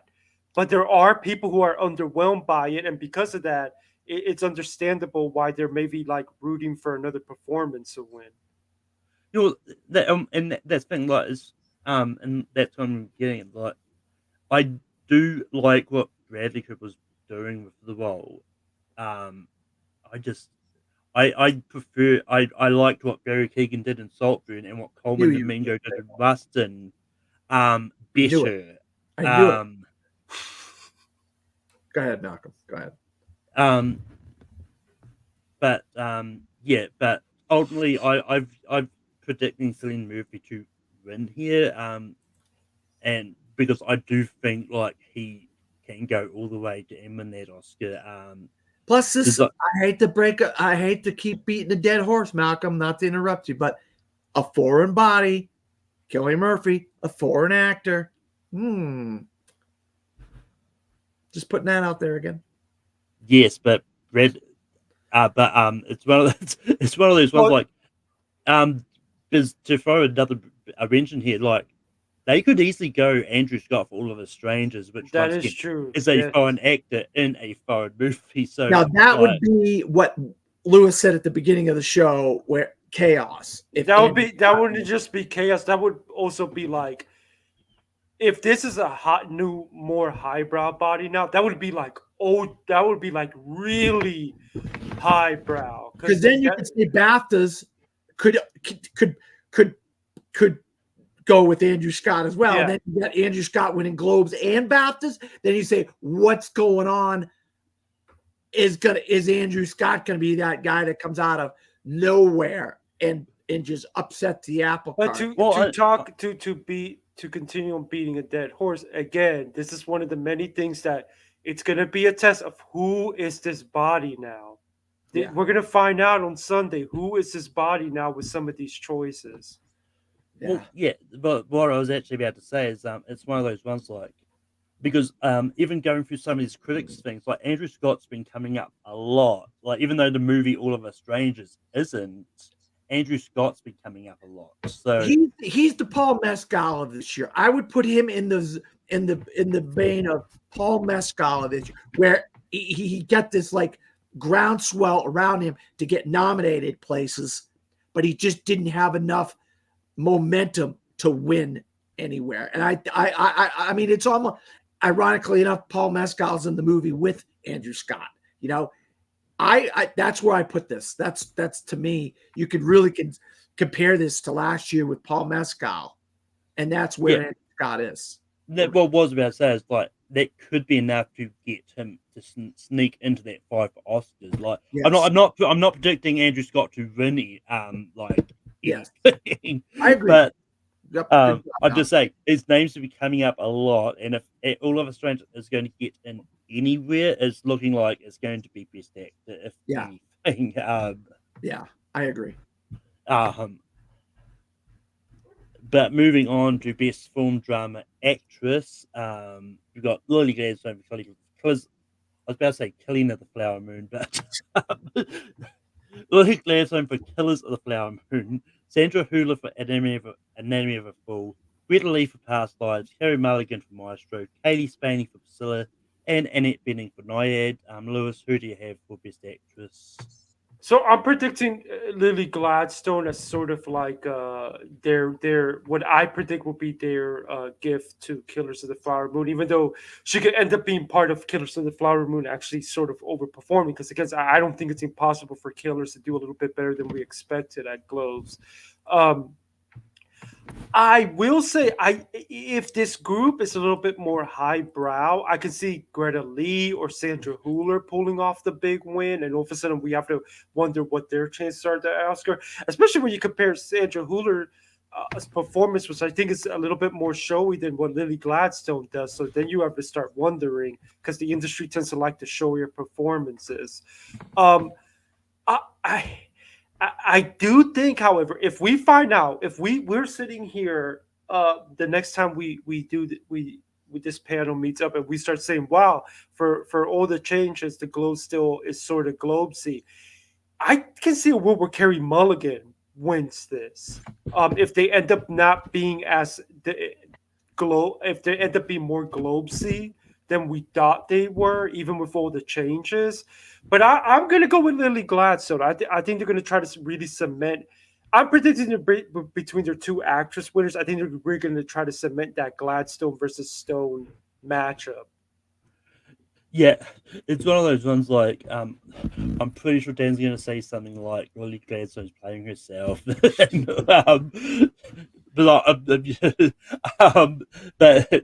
it's one of those ones like it's one of those cases that I do think Lily Gladstone's winning here, because I think this is where this is the first like big thing we're going to see where the industry might go come Oscar season. And I think if they're going to go for Killers anywhere, it's probably going to be here. But that being said, I do see a world in which someone like Sandra Hüller or Greta Lee could win, which might put them more into that conversation of can they actually get into that Oscar 5. But Dan, what are your thoughts about Best Film Drama Actress? Yeah, I mean, you guys make some really good points. I just don't see this body going for a Native American actress. I don't see them thinking that a Native American actress is the way they want to go. And I keep beating this dead horse. I think they're going to go with a European actress. I think it's a European body. I think they're going to go with a European actress. I think there's more of a shot that they go with Sandra Hüller here than they go for Lily Gladstone. But that being said, I'm gonna, and I could be completely 100% wrong. I'm gonna predict Carey Mulligan here. I just feel like they did their nominees way earlier than anybody. And I think that they probably had, a lot of these people had just seen Maestro, and I think it's fresh on their minds. And I think that it's going to jump out at them, the performance of Carey Mulligan, and she's European, with the caveat that there's a very legitimate chance, I think, that Sandra Hüller could be that out of left field pick that if the Globes want to be Globes, like Andrew Scott in the last category, Sandra Hüller here, and that would really give the Oscar pundits something to think about come a couple of these other later on categories, because then you got to say, okay, are these the two front runners for BAFTAs? You know what I mean? So, Well, I mean, Mulligan. if Mulligan wins, that would tell me what two things. First of all, it would tell me that maybe there's still that very much old school Globesy vibe to the voting body, even with all these changes. I've already mentioned that before. But second, that would tell me that maybe there's a shot she could win the Oscar, because again, as Lily Gladstone's performance, as good as I think it is, it's not typically what wins the Oscar. What typically wins the Oscar is something more showy. And Carey Mulligan's performance, to some respects, is more showy. I mean, she cries in the movie. She has a transformation when she's going through the chemotherapy. You know, And a so, very powerful emotional scene with her where Yes. she's arguing with Bradley Cooper in that apartment. yeah. So Yeah. if Emma Stone for whatever reason doesn't take off with the industry as a winner, I would keep then that would be very interesting to see if Carey Mulligan ends up being the showy performance that they get behind. Well, yeah, I mean, it's one of those ones, like, looking at the past one, is this, like, I wouldn't say that, like, just last year, I wouldn't say that Kate Blanchett's performance in Legit is really the more showier one out of the ones that was nominated. Like, and it's one of those, I kind of would see, like, Ana de Armas or Michelle Williams was probably the more showier sort of performance, but it's one of those ones, like, it can go either way. Realistically, I can't remember where it was at, but Lewis, I think you've given your predictions already, haven't you? Yeah, Lily Gladstone. Yeah. I'm also sort of going Lily Gladstone here. Like, it's one of those ones. Actually, I think I started this. But anyway, I'm all over the place. But moving on to best film drama, and this is the last category that we have. We've got Oppenheimer, Killers of the Flower Moon, Past Lives, Anatomy of a Fall, Maestro, and The Zone of Interest. I do think it's going to go to Oppenheimer here. But that being said, I wouldn't be surprised if it goes to one of the three movies nominated in the foreign category, because this is one of those ones, like, if they're going to do a red split here and Shooting Love, you could get a movie win here that was nominated in the foreign non-English category, because they like those two movies more than they liked Oppenheimer. So who knows where that could go? But Dan, what are your thoughts? What do you have for best film drama? Actually, Malcolm, you said a mouthful there. Oppenheimer is the American film. It's the straightforward American film. It's the American power. It's American might. It's American we're the world's police type of movie. There's clues within the nominations, and Lewis likes to bring up clues within the nominations, and the clues are the fact that there are 3 quote unquote foreign films in here with a foreign film body. That could, now you want to talk about crazy, if Anatomy of a Fall wins here, and that would really mess with Oscar pundits and awards pundits. But that being said, they also have given Scorsese Best Picture a couple of times here at the Globes with the previous grouping of the 97 or the 89 or whatever one you want to call it group. But if they want to be considered a new group and respected and not, hey, let's get Joe Bob Griggs and Billy Bob Thornton and everybody and their brother and their cousin showing up at our awards ceremony, we're going to give it to the straightforward movie that is probably going to kill it all award season. That's Oppenheimer. That's the safe bet here. I'm going to go with the safe bet, but I would not be surprised if one of them, Zone of Interest, Past Lives, Anatomy of a Fall, pulls it off here. But with the Scorsese love from previous years, you never know. So I'm going to go with Oppenheimer, but there's a chance these other ones have.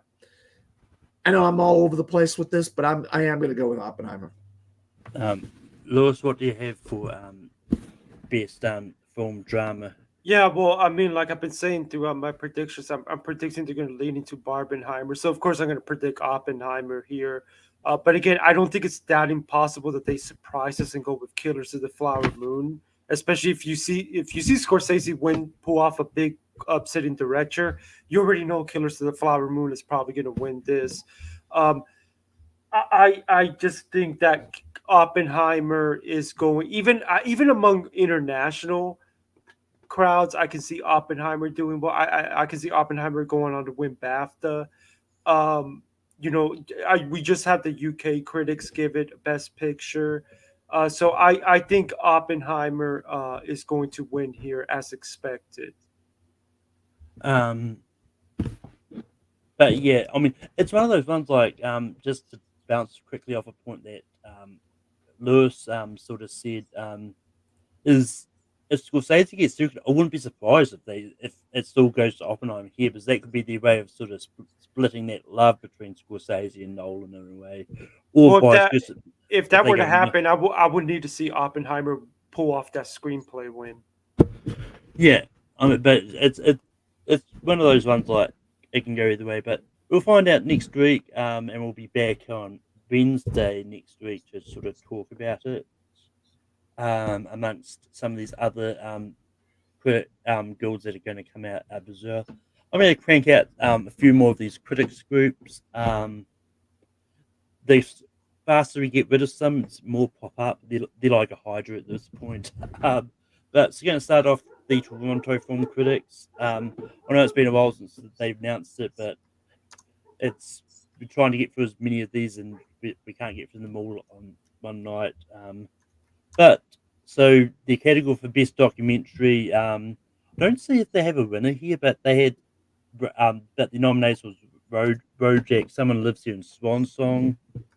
And then best Canadian film, Blackberry, Humanist Vampire Seeking Consenting Suicidal Person, Soda Bombs. Again, I don't see if they've got I can't tell if there's a winner there, but anyway. Moving on to best performance in a Canadian film, we've got Glenn Howerton, Blackberry. What are your thoughts about that, Dan? Well, look, if anybody that knows me, they've heard me talk about Blackberry. They know I cannot stand this movie. With that being said, the one good thing about this movie is Glenn Howerton. I mean, this is an absolute train wreck of a movie, but it seems like the one guy who actually came into the movie taking his role seriously is Glenn Howerton here. So it makes sense that he ends up winning. So that I'm just going to say that because I don't want to shit all over this movie because I can't stand this movie. I think it's terrible, but that's all I'm going to say. Lewis, what are your thoughts about Glenn Howerton winning best performance in a Canadian movie for Blackberry? Well, I don't think it's a terrible movie, but Glenn Howerton does seem to be the movie's only best award shot. So this doesn't surprise me at all. It's a big critics' favorite. I don't think I highly doubt Howerton's going to make much noise when we get to the bigger and bigger bodies. But yeah, this doesn't surprise me. He's been a big critics' fave. Yeah, I just haven't seen Blackberry, so I don't have any opinion on this whatsoever. Best break performance went to Tiana Taylor for 1001. Lewis, any thoughts on this? Not surprised, especially as we go through the Toronto results, because I've already seen them myself. I remember, and it feels like something this body would do. Once again, I haven't seen it, but I do see it's randomly dropping on Netflix for me at some stage. So I'll probably check it out then. But Dan, what are your thoughts about Tiana Taylor winning for 1001 for breakthrough? Look, I've said this ad nauseum. I think the first third of the movie, she's fantastic. I think the movie goes off the rail in the second and third acts. I think if you're going to reward a woman for one third of a movie, good on you. I mean, it seems like they're going in this kind of indie spirit type of direction. So it makes sense that they went with her. Best first feature went to Y Lane. Any thoughts on this? Wow. Cool pick. One of the more underrated, underseen films of the year. Really love Rye Lane. Yep, I agree with Lewis there. Once again, I haven't got around to seeing it, so I do. I think it's on Netflix. No, Disney Plus. It'll be on Hulu, me. Hulu, right? You have Hulu, don't you? Or Disney Plus? Well, it'll be Disney Plus for me because it's on Hulu. Yeah, it should be on Disney Plus for you, Malcolm. I just haven't. It's not a case of I haven't wanted to see it. I just haven't got around to it. Yeah, no, I got you. Best international feature went to Fallen Leaves, which is a cool pick. Any thoughts on this? Very good movie. Very short movie too. About 90 minutes, Malcolm. Really nice movie. Short movie, and it's not like these other long foreign films. It's like, dang it, man, these damn things are a slog to get through. This thing was fast. It got to its point, and it was very nice what it was doing. Yeah, we've talked a lot about this in other podcasts, but documentary award went to 20 Days in Maripol. It's the front runner. Nothing more to say about that. Best animated feature went to Robot Dreams, and that was Overboard and the Hero in Spider-Verse. So that might. I mean, this might start translating into that fifth slot in animated features. You just never know. I will say, if more people have been picking it to win, I probably would have been on that same boat with you. I don't think it's coming up enough for it to translate. Good point, Malcolm. We'll see if it shows up with the Annies. That would be yeah. Oh. Once again, I think we get those next week sometime as well.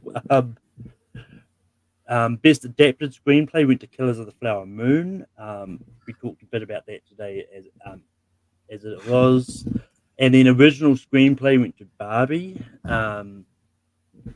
So once again, that could that's one that both of those are definitely going to be nominated. We talked a lot about those already. Supporting performance went to Ryan Gosling for Barbie and Divine Joy Randall for The Holdovers.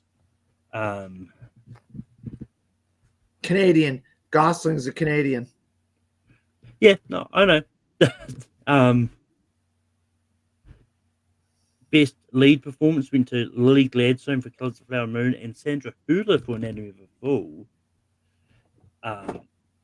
And then in the various runners up, you had Paul Giamatti, Andrew Scott, Emma Stone, and Koji Yakusho for Perfect Days. I love him. Oh my god.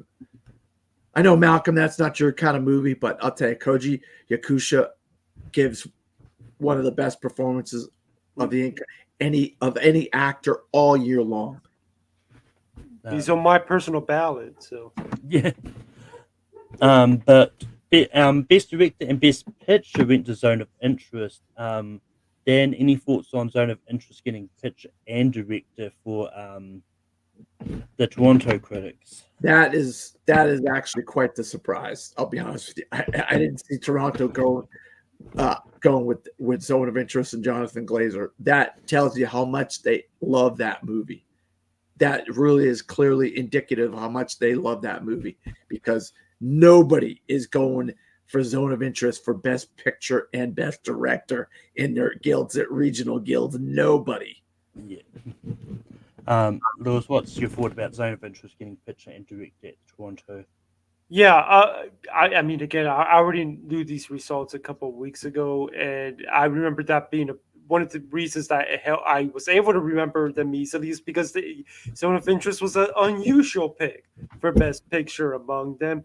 But I'm also not too surprised because as someone who follows a good many of members from the group, they reacted very, very well to that movie.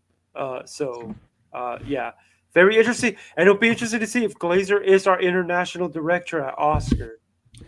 Yeah, and I will say the more interesting thing is, especially with Toronto, is like Oppenheimer didn't really get a look in much places as well, because the runners up picture was All of Us Strangers and Killers of the Flower Moon, and then for director you had Scorsese and Justine Triet for Anatomy of a Fool. So. Well, what did Christopher Nolan do to them? I don't know. But Oppenheimer, like I've been saying, it's a uniquely American movie. Killers of the Flower Moon, on the other hand, is about Native Americans. There's a massive Native American population in Canada. Canada's part of America. It's in North America. It's still America. North America. Just like Mexico is South America? No.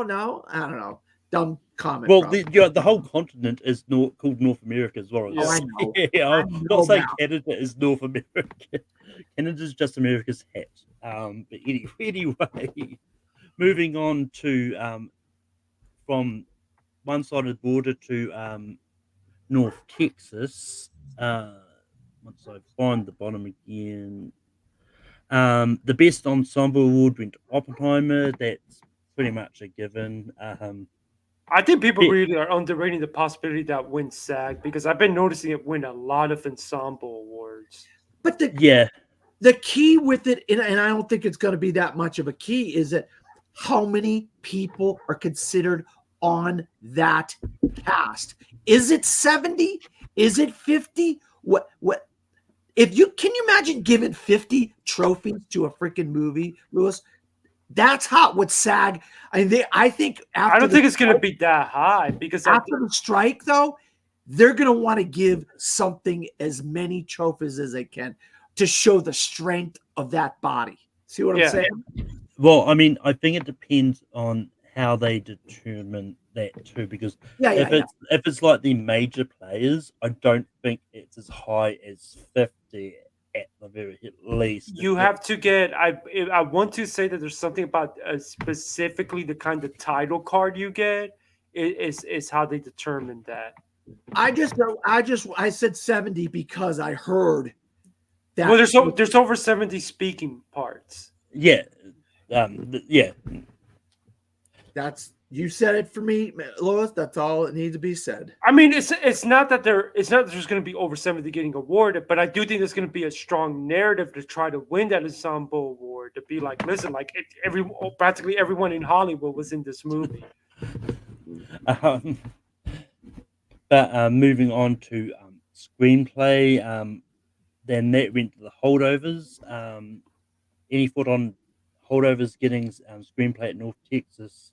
Pulling away. I've been noticing it's been pulling away in the original screenplay. So if Barbie wants to, I know a lot of people are still predicting Barbie to get the Oscar. Barbie's really gonna have to show up at some of these televised awards because I've been noticing Holdovers is starting to pull away. Yep, and that's where that's a way with they.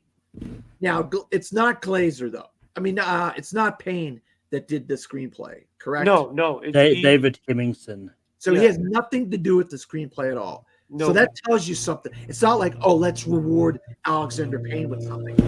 They're giving it to Holdover, despite the fact that Payne has nothing to do with the screenplay at all.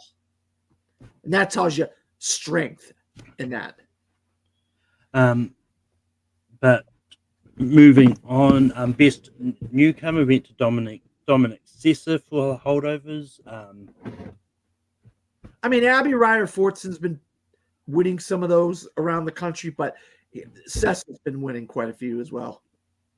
Cinematography went to Hoyt Van Hoytema for Oppenheimer. Sweep. Yeah, it looks like Hoytema's got this Oscar in the bag, and it would be his first, right? Quite possibly, because I think he's done most of Nolan's stuff. He hasn't won a lot for any of those. Yeah. Animated film went to Spider-Man Across the Spider-Verse. Which, once again, as we kind of said, like it's at this point, it's between Spider-Verse and Boy of the Heron. I think the other ones are going to be happy to be nominated. Yeah. Best documentary film went to still a Michael J. Fox story. So that's continuing narrative that's going to be between either that or Maripol. If they both end up getting nominated, that is. Yeah. Best foreign language film went to Anatomy of a Fall. Once again, it's not eligible for this category in the Oscars, but it could be a good push for it to get into picture. Best director went to Nolan for Oppenheimer. We talked a bit about that today. Divine Joy Randolph got supporting actress. Ooh, this is interesting, actually. Best supporting actor was a tie, and it was Downey Jr. for Oppenheimer, which we've already talked about today, and Glenn Harrison for Blackberry. Which if you tell me there's a tie in supporting actor, that's not the tie I would have thought it was going to be. No, it just tells you how much of these regional critics groups love Glenn Howerton. And I mean, in our own guild, there was a lot of love for Glenn Howerton in Lewis's amongst those people. That I don't know how many votes Glenn Howerton got, but there was a lot of love for Glenn Howerton in my own guild that I'm in. I know Lewis is in 2 guilds, but I have no idea how Puerto Rico is going to feel about that movie, but he's on my personal ballot. Lily Gladstone got Best Actress. Paul Giamatti got Best Actor, which we talked about the possibility that may be happening. I mean, you want to talk about an incredible moment if Paul Giamatti ended up winning the Oscar for Best Actor over Cooper and Cillian Murphy. I mean, that would go down as one of the greatest upsets in movie history. And in reality, it wouldn't be really an upset because it would be the Oscars doing what the Oscars have done for decades, giving the wrong actor the win. The wrong role. For the wrong. Well, I mean, yeah, it's one of those ones like I don't think Paul Giamatti winning is going to be that much of an upset at the Oscars. Like, Paul Giamatti's been getting a lot of these regionals. Because in these regionals, I think Paul Giamatti's been getting a lot. Cillian Murphy's been getting a lot. I don't think Bradley's been getting a lot in the regionals. No, so, by the last time I counted, Murphy was clearly number 1, but number 2 was Giamatti, and Cooper only had 2 regional wins. Yeah. So I don't think Paul Giamatti winning is that much of an upset. No, if he does win, that tells me Holdovers is potentially really close to winning Best Picture. Yeah, no. And then Best Picture for North Texas went to Oppenheimer.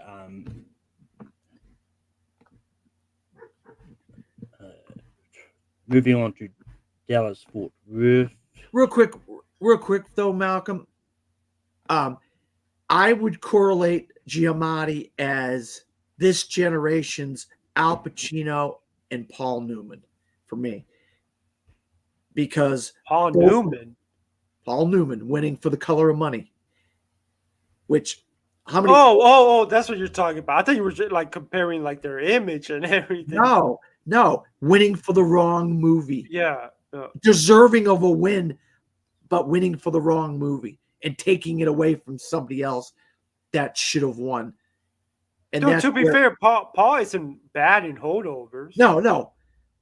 That's why he's so he's gaining so much momentum and Yeah. he's winning in so many of these regional guilds. He is great in it, you know. Yeah, well, that's what I was getting But at. they're It was making like, up. Go ahead, Malcolm. yeah, well, that's what I was getting at. Was like, and I haven't seen holdovers, so take this with a grain of salt. But that, like, I've heard a lot of people praise Paul Giamatti a lot for the holdovers and saying he's the best actor of the year. So it's one of those ones like, well, yes, you do have a point about the Oscars doing these career type awards, but I don't think Paul Giamatti winning it's going to be that tight.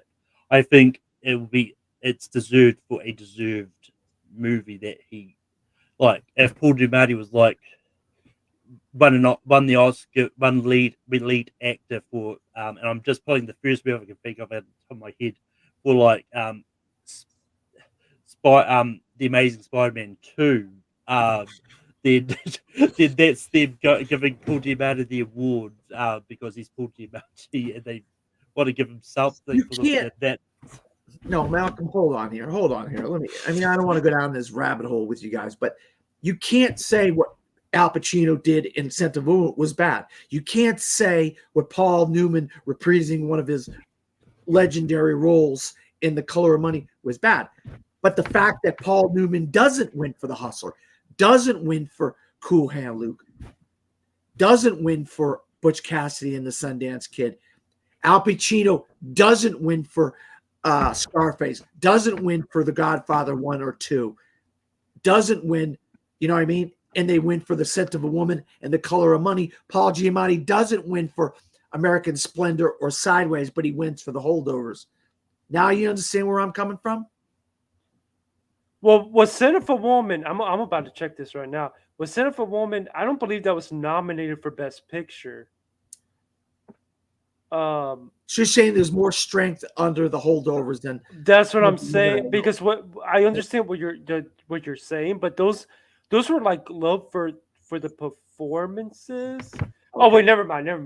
I'm looking at this right now. Scent of a Woman was nominated for director, picture, screenplay. Okay. So, but that being said, I would argue I'm not sure Scent of a Woman was ever actually like competitive to win picture. I don't know what people would argue was giving Unforgiven that was the year Unforgiven. I don't know. I think you can make an argument that maybe The Crying Game was giving was closer to winning than Scent of a Woman. Whereas I think Holdovers is a potential dark horse to go to win Best Picture. Yeah, I mean it's one of those ones like from just to go by that from the movies I've seen from that year where Al Pacino sort of won for Scent of a Woman, I would easily go with him over the other ones I've seen because I like Clint Eastwood in Unforgiven, but I do prefer Al Pacino's role in Scent of a Woman more. So I do think it's better. That was because Eastwood had directed Unforgiven, so that was their chance to just give it to him as a director, and then and he got second for picture. Yeah, and picture. And then he did it all over again with $1 Million Baby. So, and then I can't do the same for The Color of Money because I haven't seen the other movies that was nominated actor that year. But moving on to Dallas Fort Worth critics. The Russell Smith Award for Best Low Budget or Cutting Edge Independent Film went to Zone of Interest. Best Score went to Maury Robertson for Killers of the Flower Moon. The runner up was Oppenheimer. So I think that further cements that those are the two front runners here. Best cinematography once again was between Oppenheimer and Oppenheimer ended up winning that, but Killers was the runner up. Best screenplay went to The Holdovers, with the runner-up being Anatomy of a Fall.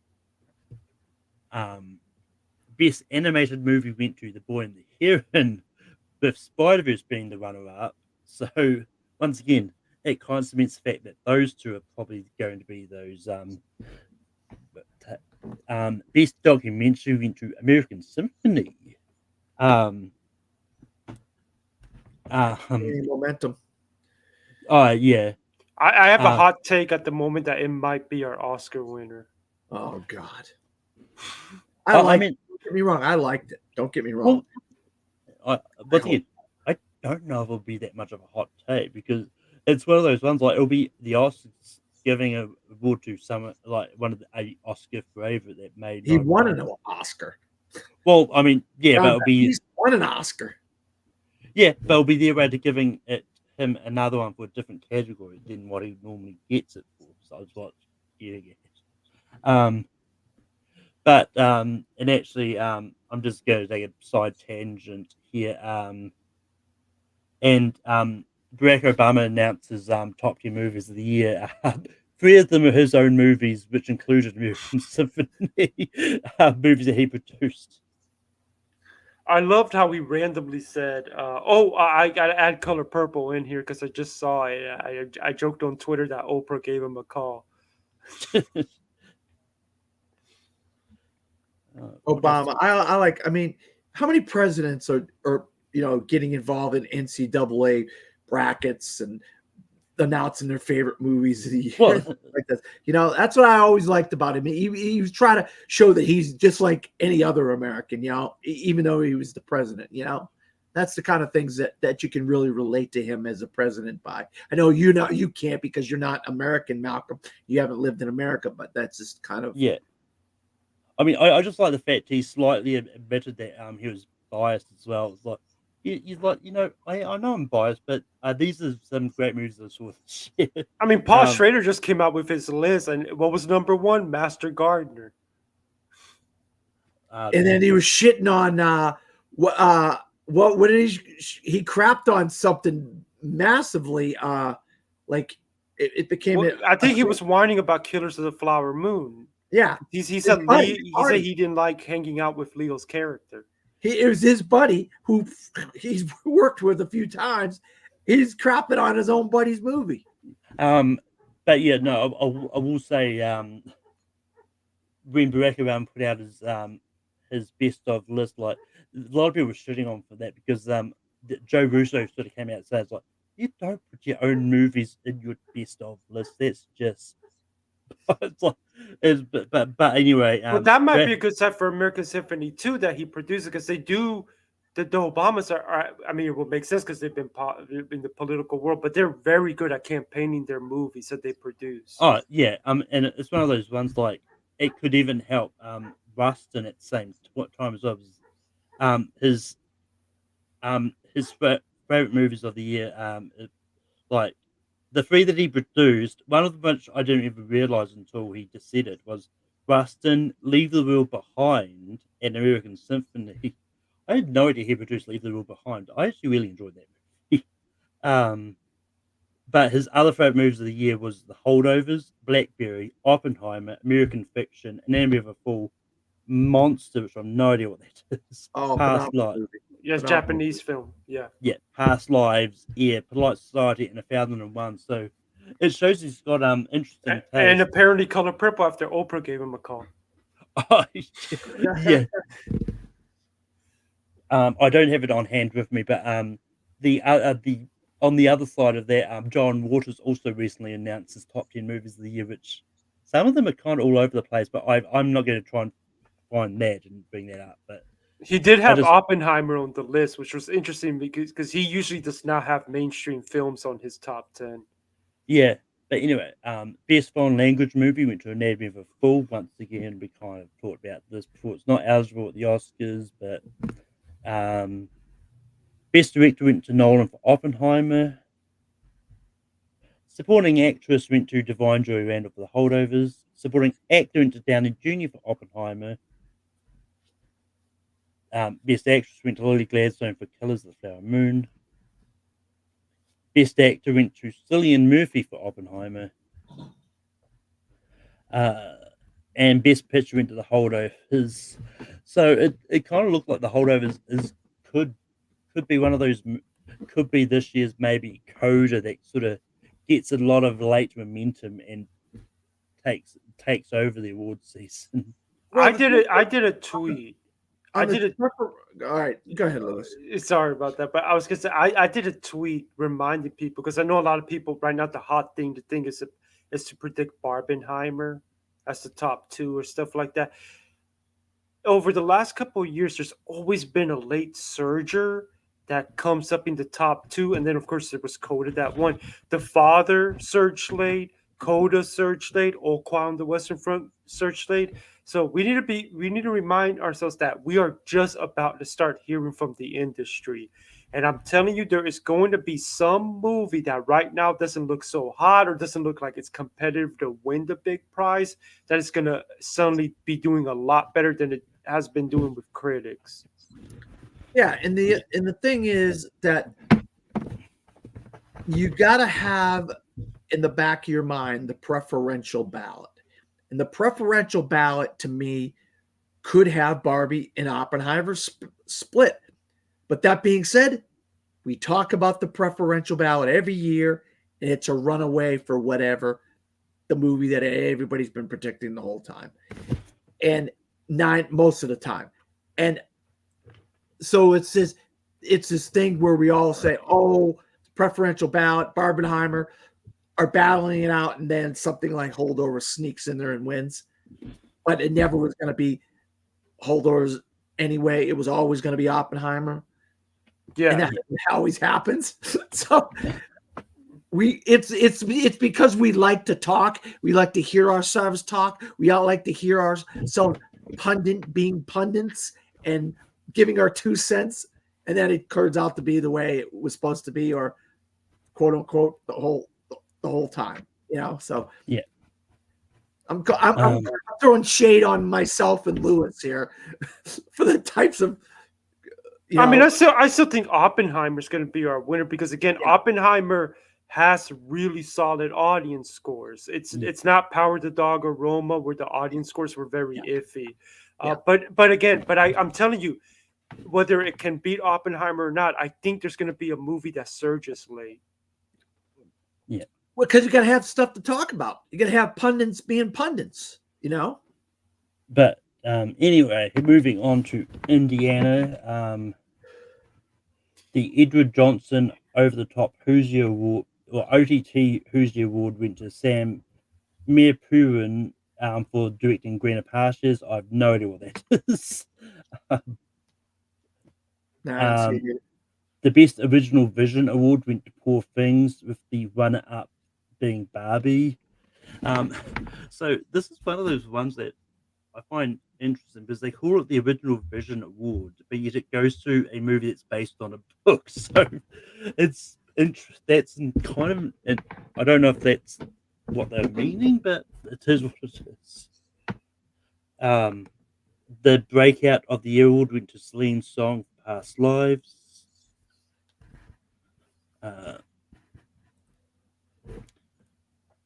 I thought you said you had a hard out at 9, Malcolm. I mean, I was mistaken about what day. Yeah, I would have finished, but I would have finished by now if I had a hard. That's what I was thinking to myself. What the heck is going on here? He told us he had a hard out at 9. We were finished with the globes. I was like, oh, this is perfect timing for Malcolm. He can get out of here at 9. Then I was like, man, okay. Well, yeah. I mean, it's why I decided to. I gotcha. Take the opportunity to get through some of these, otherwise I would have finished at the Globes. Yeah, I gotcha. The category for Best Stunt Movement Choreography went to the John Wick Chapter 4 guys. Barbie was actually the runner-up in this category for Indiana. Who? Barbie was the runner-up for Stunt Movement Choreography. Well, because there's the key word, choreography. Oh, I mean, whether I was about to say that those incredible action scenes in Barbie. I mean, choreography played a big part of Barbie. Musical Best Score went to Ludwig Göransson, with Robbie Robinson being the runner-up. Best Editing went to Oppenheimer, with Killers of the Flower Moon being the runner-up. Dan, what are your thoughts about Oppenheimer getting editing at Indiana? Well, the editing. I mean, it's just, if you don't think the editing in Oppenheimer is impeccable, I don't know what movie you're watching. I mean, it's got just incredible editing. That being said, it's not translating to a lot of awards from the regional guilds too much, but how to what is it, destroy or take down or something, how to do something to a pipeline, How to blow up a pipeline. how to blow up a pipeline. You want to talk about some incredible editing? Amazing editing, but that hasn't translated to nothing this year. So Texas, you named off 2 Texas guilds, and how to blow up a pipeline didn't win nothing in Texas, which is like, all right, whatever. I will say don't completely count it out, because like once Ace Eddies comes out, I don't actually know when that is, but Ace Eddies could help drive that pipeline that momentum that it needs to sneak into editing. I will say I don't know if anything can beat Oppenheimer in editing, because I've been noticing it's been winning a lot of the critics, and I this might be like last year all over again, where the editing winner's just too obvious. But there's a trend in the past where Neon will have these like trickled nominations all over the place. It's like, wow, look at, it's got a nomination here, it's got a nomination there, it's got a it'll be like 4 different movies with a nomination for, and then all of a sudden you got 4 to 6 nominations for Neon. It's like, wow, look at this. And that's kind of the year that they're having, really, from my perspective. Neon's got a year where you could see a Robot Dreams, an Origin, or a Pipeline, or a Perfect Days, or a whatever, you know what I mean? Sneak in some places, and it'd be like, hey, that's a successful year for Neon. But yeah, I digress. But best cinematography went to Hoyt Van Hoytema for Oppenheimer. Can you guess what the runner-up was? I'm playing. Please tell me it's Dan Lautzen for John Wick 4. It was Dan Lautzen for John Wick. I love it. Please. I wouldn't. Wait, go ahead, Malcolm. I wouldn't have brought it up for you for it not. I want this to translate to an Oscar nomination for Dan Lautzen. I mean, I will say that I don't. Once again, once the cinematography branch sort of comes out for their guild and stuff, like I'm saying, it's possible that there's a chance. Like, I don't think it's completely out. It's just has been getting a lot of love in the film critics guilds that have a cinematography award. Best vocal motion capture performance went to Haley Steinfeld for Spider-Verse. Shameik Moore was the runner-up for the same movie. Best ensemble actually went to Poor Things, with the runner-up being Oppenheimer. Lewis, any thoughts on Poor Things getting ensemble here? Yeah, I mean, if Poor Things gets into ensemble, that's at SAG, that would be a very interesting potential shine of strength. I don't know if I've seen. I have seen it get nominated a lot of ensemble things, so that'd be interesting, because it's got a nice amount of people in it, but nowhere near close to how many people are in Oppenheimer, or even Barbie. So that's an interesting win. Dan, any thoughts on Poor Things getting ensemble? Well, it's got a great ensemble. There's no doubt about it, but it doesn't compare to the ensemble of Oppenheimer, or even like Color Purple. I think that ensemble is stellar ensemble. And I'll tell you what, I talk about Color Purple. It's interesting to me, for given that movie isn't really showing that much strength with critics, it does keep getting that ensemble nomination among the critics that do nominations. I've been noticing it keeps showing up there, so it'll be interesting to see if it shows up at SAG. Well, I mean, the other thing is, a lot of these critics was before they got a chance to see Color Purple. That's where all the nominations came out, before they got a chance to see it. Moving on to foreign language movie, they went to The Zone of Interest, and Godzilla Minus One was the runner up, which I think was nice. But once again, Godzilla Minus One isn't going to be nominated. Zone of Interest is probably the front runner at this point. Best documentary actually went to Kokomo City, with the runner up being 20 Days of Mariupol. So, Wow. I know Lewis likes that movie, but I just it's a little out to left field for me. Kokomo City was. continuing the trend for animated movie, Spider-Verse one animated, but one of it was Robot Dreams. Adapted screenplay went to Poor Things, with Barbie being the runner-up. So obviously this group considers Barbie adapted over original. And Holdovers got original screenplay, with the runner-up being May December. So it is surprising that both Killers and Oppenheimer weren't in the top two for adapted, though. Yeah, and supporting Barbie is adapted. It's everybody's putting Barbie in original. Yeah, well, I think it's one of those ones. I think like critics groups are allowed to have their own opinions of what they consider adapted. And I think it depends on where the critics themselves are putting the movies to. Yeah, every group sometimes does something different. I know for our group, we basically just go off whatever the studios are campaigning. But we only have one screenplay category. Oh yeah, that's true. Oh, I'm thinking about Puerto Rico. We basically for screenplay, but we also do it for actors too, because the whole accusations that Lily Gladstone's supporting actress. Most groups will basically just go with whatever the studio is pushing. But obviously, this is one of those groups that they do their own thing. Yeah, and as well as Nowhere may eventually do our awards as well, nominations and that. Like they could go other which ways. But moving on, the supporting actress went to Mark Ruffalo for Poor Things, with Robert Downey Jr. for Oppenheimer being the runner-up. I don't know if there's a world where Mark Ruffalo where that can translate to an Oscar, but I think if he builds up momentum just enough, I think there's a chance. But Dan, what are your thoughts about Mark Ruffalo potentially maybe getting supporting?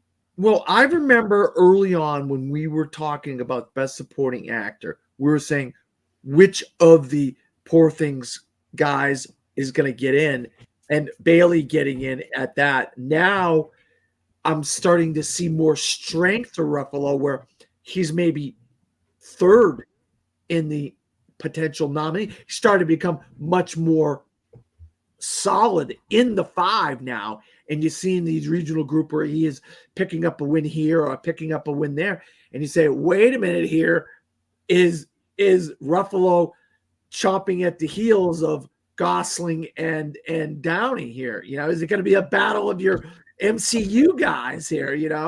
So I like this, because I think I want to see him be in the solid five, so we don't have to worry about him missing, because I think it's a performance that you say to yourself, what a way to do something completely different than you've done your entire career, and really kind of play this cat of a crazy character, Yeah.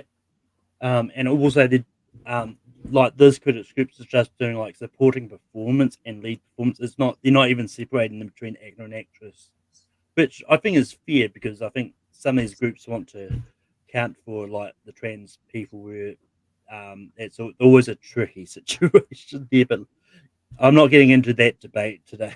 Lewis, what are your thoughts about Mark Ruffalo potentially causing an upset in supporting actor? I mean, I don't know. I don't like if he were to win supporting actor, then we need to start talking about Poor Things potentially winning picture, because Poor Things I can see pulling off a screenplay win, and if it gets screenplay plus at least one of the acting, that's a picture path. I don't see it at the moment, but I am feeling better and better that he's going to be in. The person that I've been feeling less and less confident about is De Niro. I mean, he has not been showing up as much as I was hoping he'd show up. Now we'll see, because I SAG, he should make SAG, but if he doesn't make SAG, I would be very concerned about De Niro. Yeah. But to me, I think Ruffalo is definitely looking like he's going to get the nomination. Yeah. Lead performance went to Emma Stone for Poor Things. We've talked about that.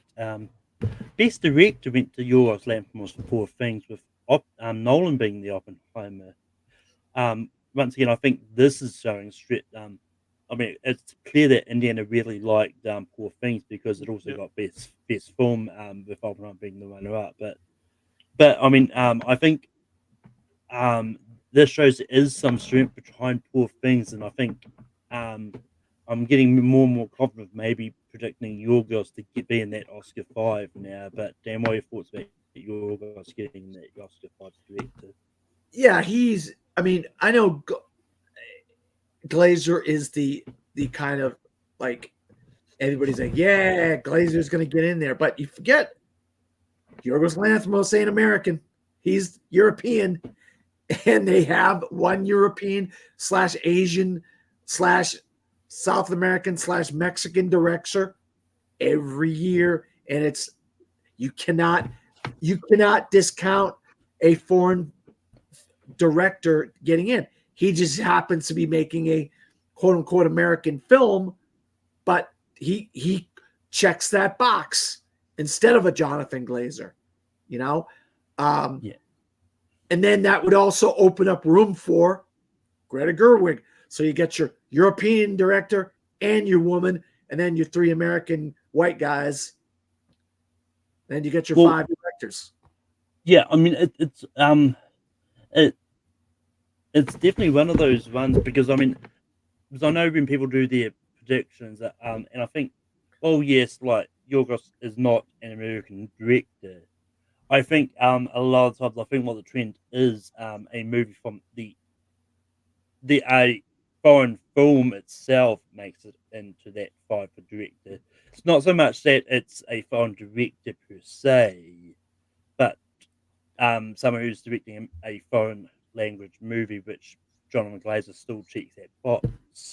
Well, like last year, for instance, what was it? Oh God, what the guy that got in for director? Oslin? Ruben Oslin. Well, but then, I mean, Triangle of Sadness is an American movie, though. No. I'm saying, what's his face? The movie with Woody Harrelson on the boat. Triangle of Sadness. Yeah, that's a European movie, and that gets in the picture. But you know what I mean? The director doesn't get in, which was weird. Yeah. Well, as I say, with trends like yes, there's these trends. But sometimes it doesn't happen every year. It's kind of I'm agreeing. Yeah, that's what I'm agreeing towards. I mean, this is one of those years that you could end up with like multiple foreign language directors in. Glazer's got a legitimate shot, Malcolm. I mean, Glazer's got a legitimate shot. I'm not discounting. Well, I mean, I never said he didn't. I was saying could be Triet. Go ahead. Well, so that I'm getting there. I'm taking a little bit of time to get there, but I'm getting. As I say, because you've got people like Celine Song, you've got Justine Triet, you've got Yorgos, and you've got Glazer. So like that, like, well, yes, like both Past Lives and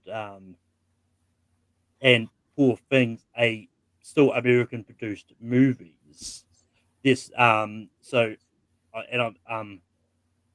but if there's still at least a slot there, if you get someone who directed a foreign language movie into that 5 as well. So I it's one of those ones that I don't think, like, I think at the moment, I think it's only Nolan and Scorsese that probably the 2 safe ones to direct. I think the other 3 spots are up for grabs. Like, everyone's in a battle royale fight to the death. And real quick here, I don't want to dwell on this too much because I know Lewis hasn't talked about this, but look, if you do Scorsese, Nolan, Greta Gerwig, either Glazer or Yorgos, probably Yorgos. You can even fit a black director in here with the cord. Then you check all your boxes. I mean, you do, but we know what they end up typically doing is there's going to be some disappointments and Yeah. stuff. Someone's I personally think Yorgos is looking really safe Yeah, for he's director. third. He's third. Yeah, he's third. And then after that, I think there's like a bunch of debate about what movies are stronger here or there and what gets in the final two. Yeah, you're right. Well, yeah, no, I mean, what I was actually about to step in and saying is like is so I like, even though I do think Greta is deserves to get nominated, I think Celine Song could get in that 5, and then that checks off 2 different boxes. Yeah, no, and Well- Bradley with Maestro losing its luster with people. Bradley might be dropping out of the director race, and they're going to focus on him with. Well, Now- unless the director's branch doesn't care and they just like the movie so much, because if you saw his directors with the directors on director, Spike Lee was just like loving that movie, like he was just praising it in front of talk about how many times he's seen it. Yeah. With Greta, well, she just feels to me, and I might be wrong, every year we get that makes the DGA, misses with Oscar, and it usually is someone that has more of a populist, more genre type of movie. We saw it with Top Gun last year. We saw it with Dune 2 years ago. Like, and I can, it's a well-known, not secret. It's not a secret that the director's branch at the Oscars are kind of snobby. So, I mean, it'll be interesting to see if she can get in. But if she doesn't get in, I agree what Malcolm brought up. Celine Song could easily be right up their alley if they want to put a female director in there. If they did that, you could look for across the board, probably Greta Lee in actress, probably Past Lives in Best Picture, probably Past Lives in Screenplay. Yeah. Maybe the Past Life song sneaks in. Maybe he actually gets an editing nomination if it's really strong. Wow, that'd be huge. I mean, I think it's one of those ones like, I think I don't know if the song from Past Lives is going to get. Stranger things have happened, but yeah, I just don't know if Past Lives is that strong that it gets into song. But moving on to the Southeastern Film Critics, which I'm assuming is the southeastern side of America. But Sefka. Yes, Sefka. yeah, this is one we're going to brief off for obvious reasons. Best score went to Oppenheimer. Best cinematography went to Oppenheimer. Best ensemble went to Oppenheimer. Best foreign language film went to Anatomy of a Fall. We've talked about a lot about those. Documentary went to Still, Michael J. Fox story. Animated went to Spider-Verse. Adapted screenplay went to Oppenheimer. Original went to The Holdovers.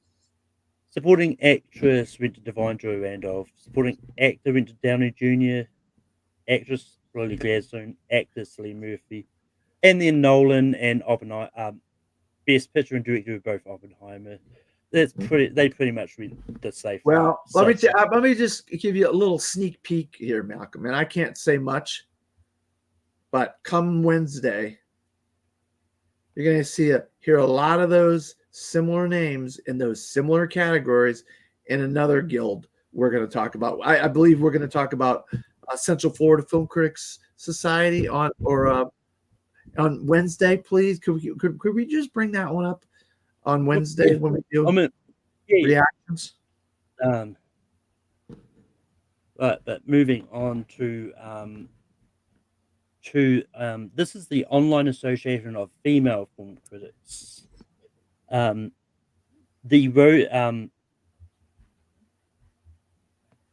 actually, I don't believe this one was the awards haven't actually happened yet. For some reason, I put them in the, but the black film critics happened, right? Yeah.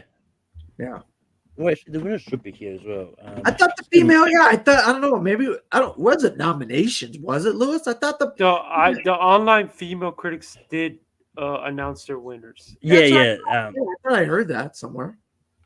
I'm just bringing it up because I think what I did was I didn't copy and paste the link of the actual winners. Oh, that what it is? Um, Oh, Is Yeah, when I opened up they the have link. they have a nomination stage, so I know that their nominees came out, but yeah, their winners are out.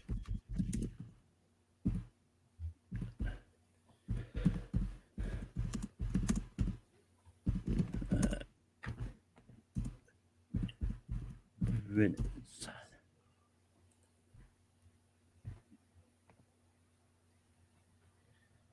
yeah, I think we're gonna have to sneak in that one next Wednesday if we have time. Yeah, Yeah. I'll see what I can do. Because I think Lewis and I will have some good commentary Yeah. on that. Not that I mean, Right. it's pretty straightforward, right, Lewis? Yes, it is pretty straightforward. Yeah, I mean, I'll see. We can't what go we can into do too for- much detail until for 2 more days. But anyway, now I found it. The winners for the Online Association of Female Film Critics, the Rosie Award, which is the award that celebrates the film that best promotes women, their voices, and the female experience throughout cinema. Even with looking at the nominations, it was obvious this was going to go to Barbie, which it did. So I think out of the movies that was nominated, I think it's definitely the one that best that because the other ones that were nominated was There God It's Me, Margaret, Poor Things, Priscilla, and the Royal Hotel, which I don't know what the last one is, but out of those 5, I think Barbie was the best one there. Actually, Royal Hotel is an Australian film, Malcolm, directed by a woman that what was her last movie, Lewis? The Assistant. The Assistant. Yeah. Very good, underrated little movie from a couple of years ago. The best breakthrough performance was a tie. I mean, we haven't actually talked about this guy before yet.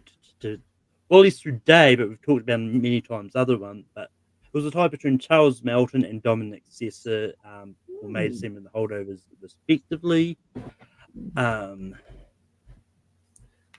Breakthrough filmmaker was Celine Song. The runner-up was A.V. Rockwell for 2001. International feature was Anatomy of Wool, with the runner-up being The Zone of Interest. Costume design went to Jacqueline Durand for Barbie, with the runner-up being Holly Waddington for Poor Things. And just my 2 cents on that, Barbie didn't get nominated in the costumes in the short in the long. Yeah. Right, Lewis, am I correct? I don't think that there is no shortlist for costume design. All right, was it makeup then? It was makeup that it made. Makeup, yeah. Yes, that's right. Okay, makeup. So yeah, I think Barbie still has a shot for costume. Yeah, good point. Yep. But best visual effects, it was a tie between Spider-Verse and Oppenheimer. Once again, Oppenheimer wasn't. Oh yeah, Oppenheimer's not. We don't want to get into that. That's just ridiculous that they don't consider special effects as visual effects. Shortlist, but Spider-Verse could still have it. Yeah. Go ahead, Malcolm. Go ahead.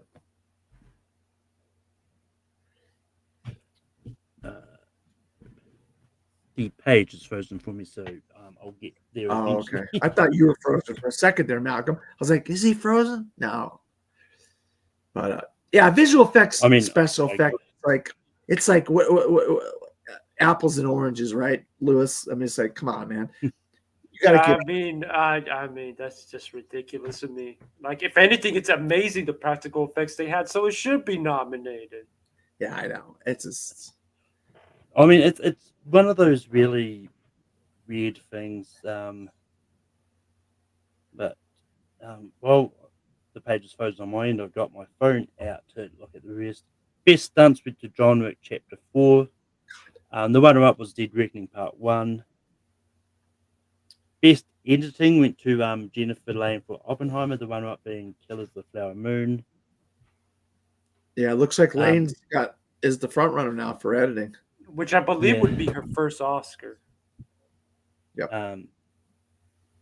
Cinematography went to Hoyt van Hoytema for Oppenheimer. The runner-up was Robbie Ryan for Poor Things.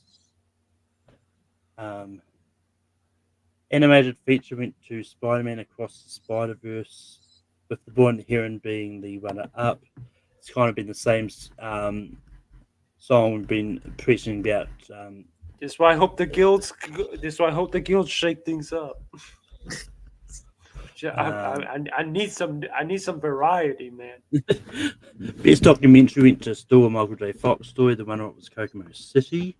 And I don't. And Kokomo City wasn't on the shortlist. I don't. No, think. it missed. It missed. Yeah. But best adapted screenplay went to Cord Jefferson for American Fiction, with the runner-up being Killers of the Flower Moon. So Nice.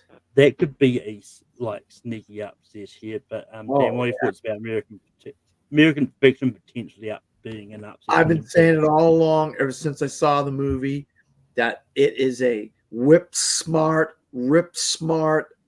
like satire, so like slick and so just, I mean, very, very, very good screenplay that translated into great direction, great performances, and a great movie. I love that. I love that winning here. And Lewis, what are your thoughts about American Fiction potentially being an upset? I mean, I think it's possible. Way back at the beginning of this episode, I was talking about someone that I've been getting to watch the contenders. Color Purple was their number one. Is currently their number one. Number two is Oppenheimer. Guess what? Number three is it's American Fiction, because people have, I do think this is the kind of movie that just is able to win people over. So if it could start winning some screenplay awards, more, and then it's all about, can it get acting somewhere? It'll be very interesting to see if that's our late surger. Yeah. But best original screenplay went to Celine Song Past Lives, with May December being the runner-up.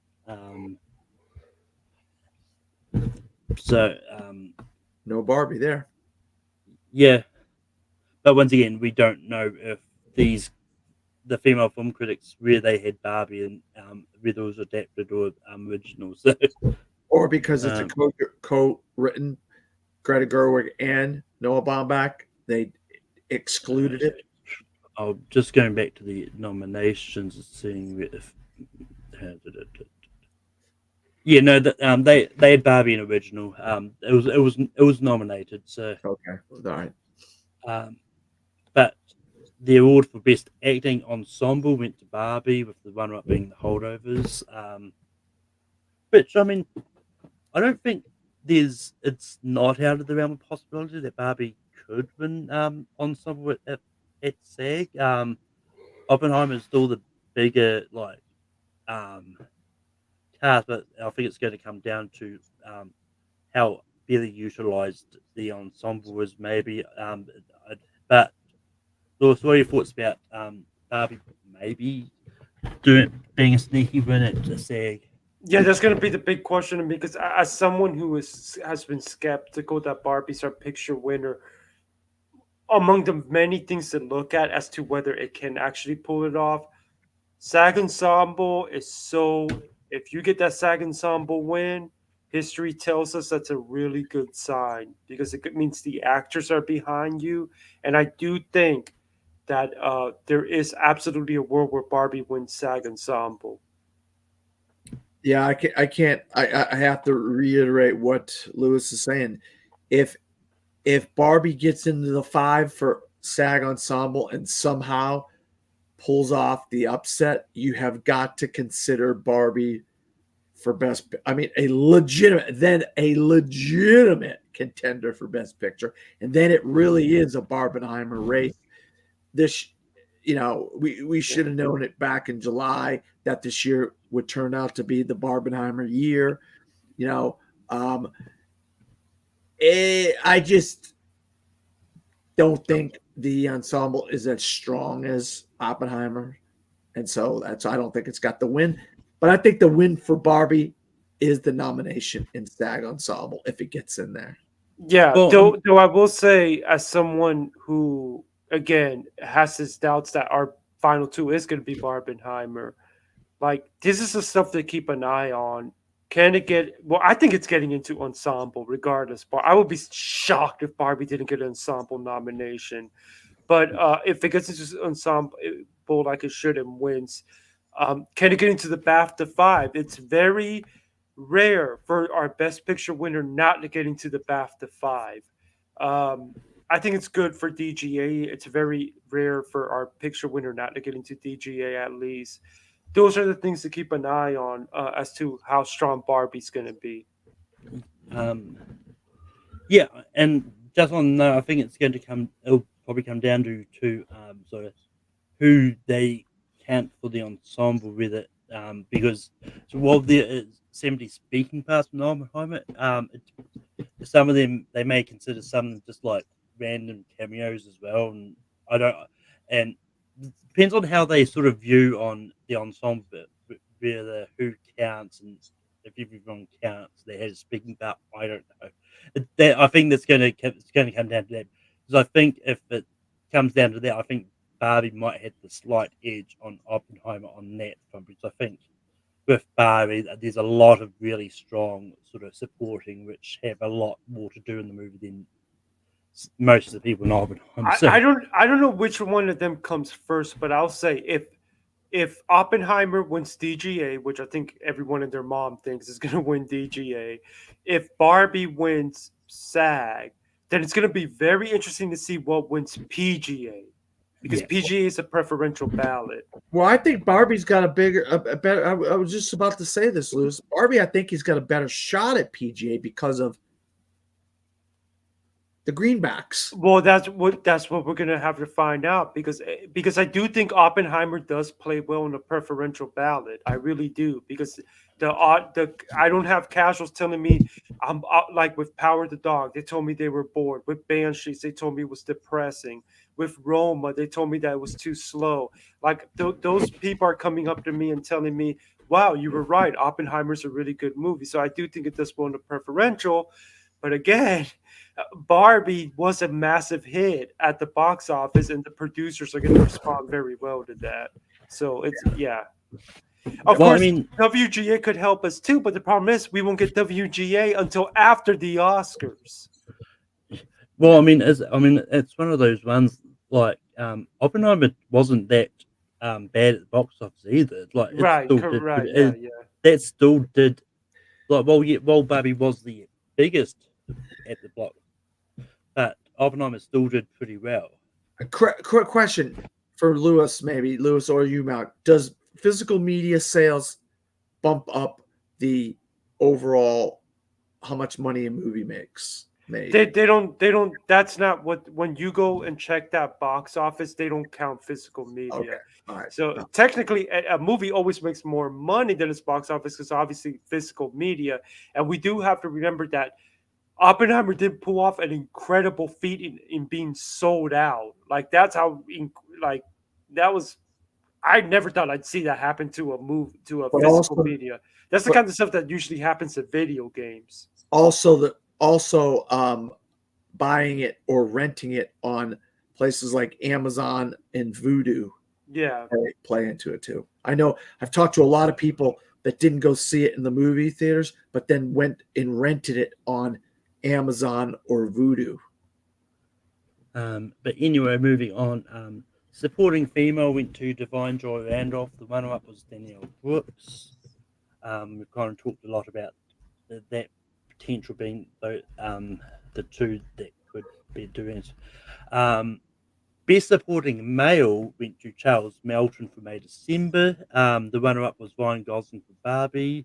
Once again, we've talked a lot about Melton before. We know Dan's not a fan, but I'm actually blowing. Seeing it again this week, Malcolm. This past week, I paid attention more to him, and he's growing on me a little bit. But moving on, Paul Giamatti won Best Male Lead for The Holdovers. The runner-up was Jeffrey Wright for American Fiction.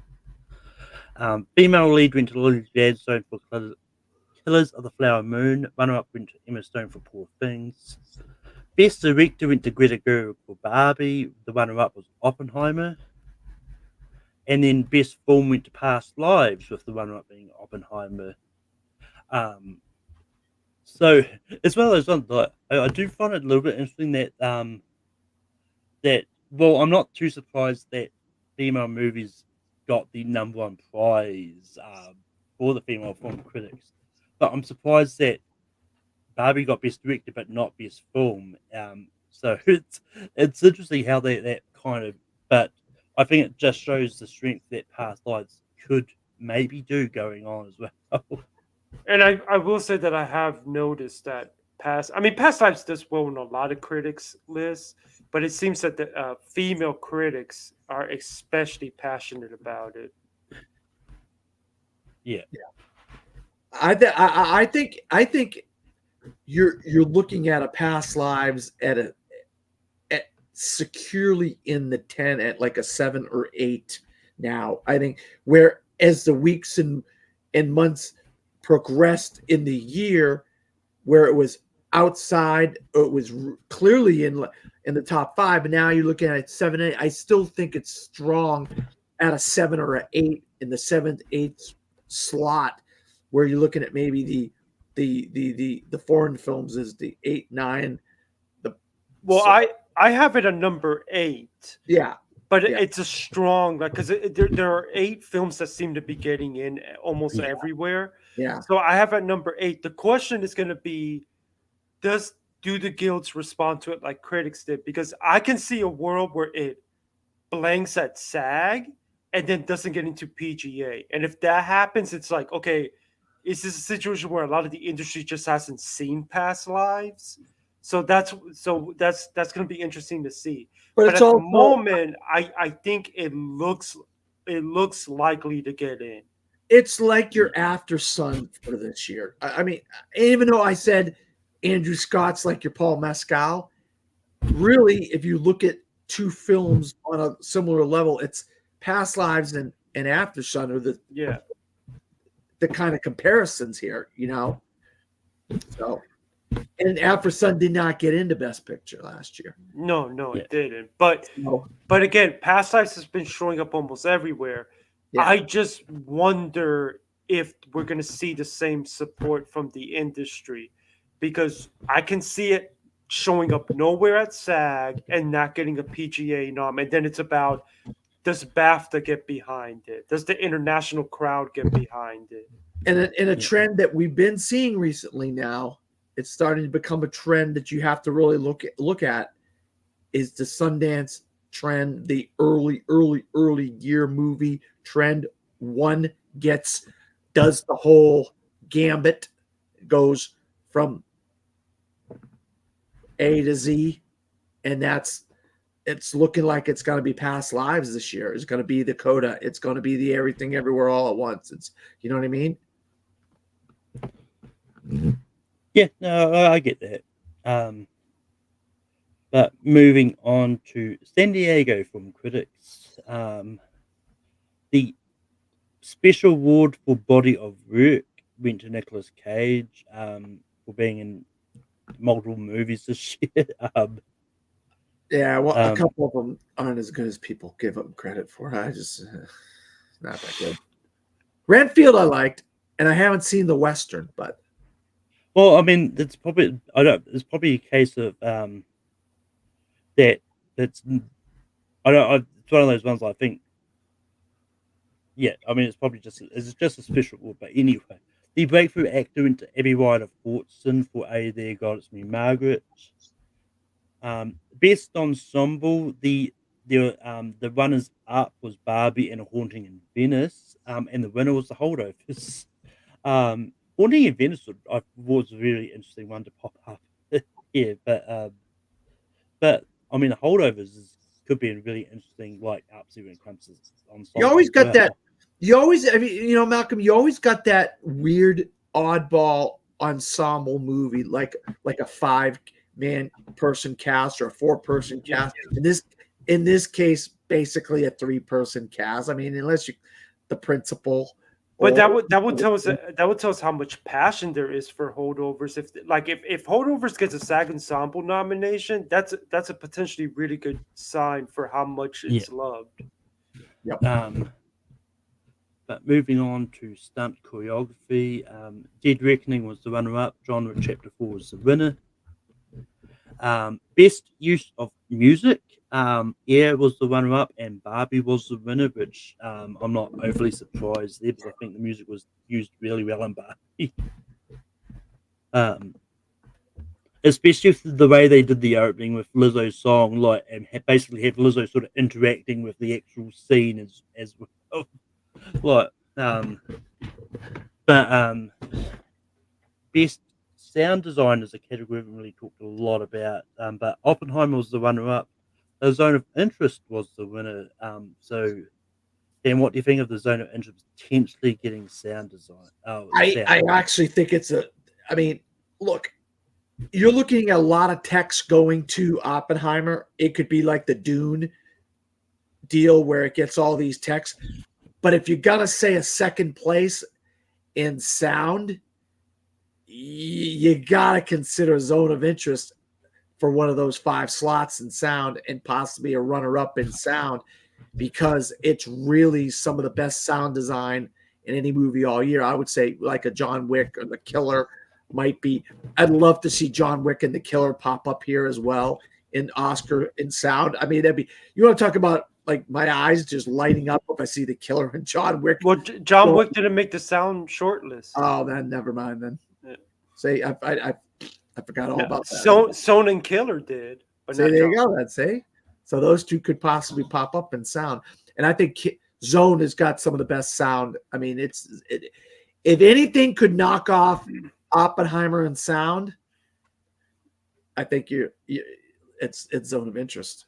Yeah, I mean, it's one of those ones like specifically this category in this film credits is sound design, so it's not sound mixing. So it's one of those ones like it depends on how the Oscars see when it's the whole package of sound. Well, they combined them now, so it is. Yeah, right. Yeah, yep. And surprisingly, I don't think I saw a sound mixing category in this critics. Lewis, what are your thoughts about Zone of Interest and sound? Actually, I think you gave you a bit, yeah. Yeah, it could. I think it's very good to get in. I mean, it's in my personal ballot. It's some of the best sound work of the year. Moving on to costume design, Poor Things was the runner up. Barbie was the winner. It's looking like Barbie is becoming the front runner for costume. It'll be interesting to see if that pops up, the awards come up. And I think the Costume Guild comes out this week, so we'll probably be talking about it next week. I know I've got makeup and hairstyling this week. Visual effects, Poor Things was the runner-up. Godzilla -1 was the winner. Lewis, as a resident Godzilla -1 fan, what are your thoughts? Yeah, I mean, at the moment, if you look at these critics groups, there seems to be a back and forth battle between Godzilla -1 and the creator, which both have the same narrative about how they were able to pull off great visual effects with not the biggest budgets out there. I think the creator has a better shot to get in an Oscar, even though I am predicting right now that Godzilla -1 does get it in that Oscar. Because creator also got that sound nomination, whereas Godzilla -1 didn't. I mean, that shortlist mentioned, creator got sound also. Godzilla -1, it's basically all about its VFX. It didn't get a sound shortlist. And international movies very rarely get a visual effects nomination. But that being said, that doesn't surprise me. At the moment, it does look to be a back and forth battle between Godzilla -1 and creator for visual effects. Going to be interesting to see what happens at the end of the week with the BAFTA long list.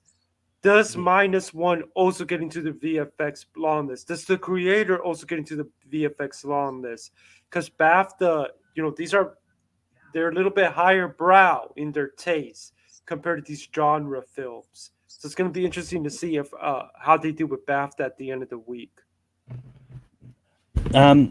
Yeah, I think there's definitely a chance for Godzilla minus one to get into VFX things. It's um, but it is one of those ones that um,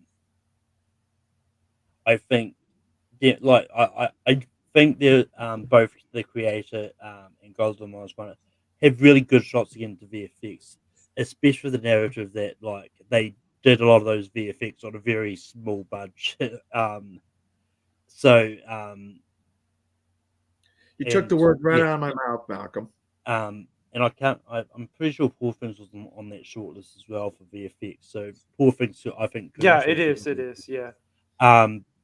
Dan, what are your thoughts about Godzilla minus one getting visual effects? Now you took the words right out of my mouth. You literally took the words right out of my mouth, Malcolm. That is going to be the narrative that is going to propel Godzilla minus one into a VFX nomination and potential win. Is the budget of the movie. The fact that this movie is a $15 million movie and it looks like it's a $200 million movie. Now, the creator, on the other hand, was a very expensive movie to make. And you could see the visual effects in a lot of what they're doing, the subtle visual effects with the heads, of the people and the legs and the backdrops and the mixing the mechanical things and the nature things together. It's some amazing. You know what sucked though, Malcolm, is I don't want to go off on a thing here, but we didn't even get this in IMAX or Dolby. No, we did get it in Dolby, but they have the way it was. The aspect ratio was messed up. It didn't translate as good as I thought it was going to in a lot of ways. Did you see The Creator when it screened, Lewis? I did not see it when it screened. I went and saw it at a local theater. I actually saw the movie twice because my dad really wanted to see it. No, I didn't go to the screening. But did the VFX translate to you with that aspect ratio on the theaters that you went and saw it? The VFX looked fine to me. It looked great to me. I don't. Now that being said, sometimes when you go to these screenings, you can tell with the way they have it, the projector. Sometimes it's the aspect ratio is sometimes a little messed up. Yeah. But moving on to production design, Oppenheimer is the runner-up. Barbie was the winner. It's probably, they're both probably going to get nominated. The Oscar for production design. The production design for both of those are just really good. I don't think there's much more to say about this, but any other thing to say about the production design? Well, it's looking less and less like Asteroid City is going to get a nomination. It's kind of. Was it in the long list, the short list, Lewis? Well, I don't think they didn't do a short list for production design. So you don't know. Now BAFTA does a long list for like every category, so it'll be interesting to see if it gets in there. Yeah, because that's the one that was trending for a long time. Is the one thing Asteroid City could get in for is production design, and if it doesn't get it. If it's starting to not get any kind of love in production design in the regional guilds and things like, is it even going to translate to an Oscar nomination? The one-off. Look, it's one of those ones. I personally don't think Asteroid City is out of the running yet. All right. Because I did just actually rewatched it recently, and I actually watched the special features. Like they actually built the whole they built this whole city. Like they spent ages looking for the right place to do it. It was all just built. The whole set was built, and they essentially lived on set as well. So, if you haven't seen the special features to Asteroid City, it's really fascinating watching how they made it. Well, that's why it was like the front runner before Barbie came out. And now all of a sudden, out of nowhere, somehow Barbie's winning this production design. And I'm saying to myself, what's the difference between the Barbie production design in the Asteroid City. I don't see any difference. I can tell you the other. difference right now. More critics generally like, and I say this as someone who really liked Asteroid City. They generally like Barbie more than Asteroid City, and Barbie is just a bigger contender. Barbenheimer. The Barbenheimer thing. Barbie is for a lot of critics a top 10 movie, whereas Asteroid City generally got good reviews, but it's not. It's not like a movie I constantly see showing up in top 10s. Well, And I think, and that bias of which movie do I like more, even among critics, it happens. And I think that's why Asteroid City, and on top of that, Asteroid City came out so early in the year. Well, what I was about to say is, I don't think Asteroid City was ever the front runner for production design. All right. I think, it's one of those ones like, well, it's got good production design. I don't think it was ever the front runner. I think the front runner was Barbie and Oppenheimer, especially with Oppenheimer being like strictly all practical effects and like everything is like production design essentially. Like they barely had visual effects. But still, I think practical effects should still count for visual effects. But that's a conversation for another day. But Barbie sold out of the color pink. So they caused the shortage of the color pink. So but I do think like if there's a third one that's on the outside, there, I think I would say Asteroid City is probably the third one. I think should at least be nominated for production design. I don't think it would win. But anyway, moving on to cinematography, we've got we've got Oppenheimer being the runner-up, Killers of the Flower Moon 1. We've talked a lot about this, like both of these, this duality. It's been a case all through these critics, like it's been back and forth all over the place. Moving on to editing, the runner-up was Oppenheimer. The winner was actually Anatomy of a Fall, which I think is interesting.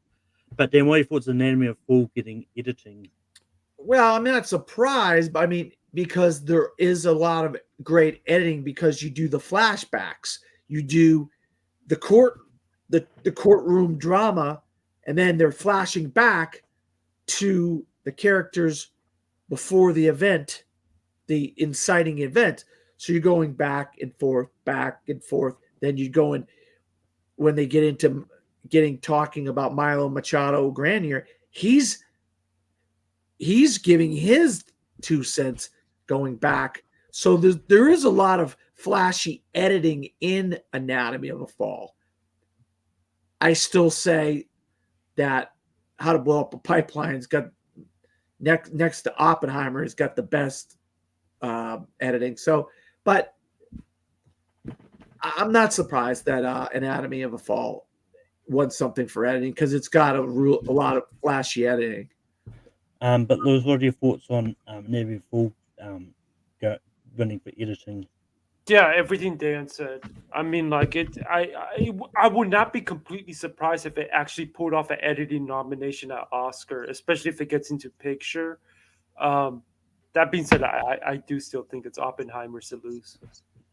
Moving on to Best Foreign Language Film, Godzilla -1 and The Zone of Interest were the runners up. Anatomy of a Fall won, which begs the question: is France and Japan regretting not submitting Godzilla -1 and Anatomy of a Fall respectively for foreign language film getting all this love? But to be fair, I'm sorry, I about that, Malcolm. But I just want to say that to be fair, France could have picked Anatomy of a Fall. Japan was a little bit different. I mean, they definitely probably would be looking stronger had they gone with Godzilla. But Godzilla was, from what I believe, was not 100% ready yet when it was time for them to pick. And also, understandably, I don't think they would have picked it either way because to them it would have been a commercial film. Nobody, even the biggest Godzilla fan out there, including me, saw -1 becoming what it's become critically. So I think there's a little bit to be fair to Japan, I don't think they could have foresaw this. France is a different story. Yeah. France kind of really shot themselves in the foot, and I say this as someone who adored the taste of things. I think France to me is a little bit more worthy of beating up on for the choice they made. But I want to chime in here. France was not going to pick Anatomy of a Fall because it's half English and half French subtitles. And they weren't going to say, oh, this is our choice with a movie with half English, with people speaking half English. They were not going to go that. Hindsight will show you that they were never going to go there with a movie with half the movie in English. And Japan had 3 movies clearly in front of, maybe more, I don't know, in front of -1 with The Boy and the Heron, Monster, and Perfect Days. Yeah. You got 3. Any one of them 3 were going to get in before -1. Well, yeah, because it wasn't ready. And also, I'm telling you, Japan would not have picked -1, I think, because to them it was a commercial thing. It wasn't an awards thing. Now, I do think -1 is going to do very well with the Japanese Academy, but I don't, again, a lot of people did not see -1 becoming the critical success that it ended up becoming. Well, yeah, and just to touch on Dan's point in that, I think it's one of those ones like, I don't think there's any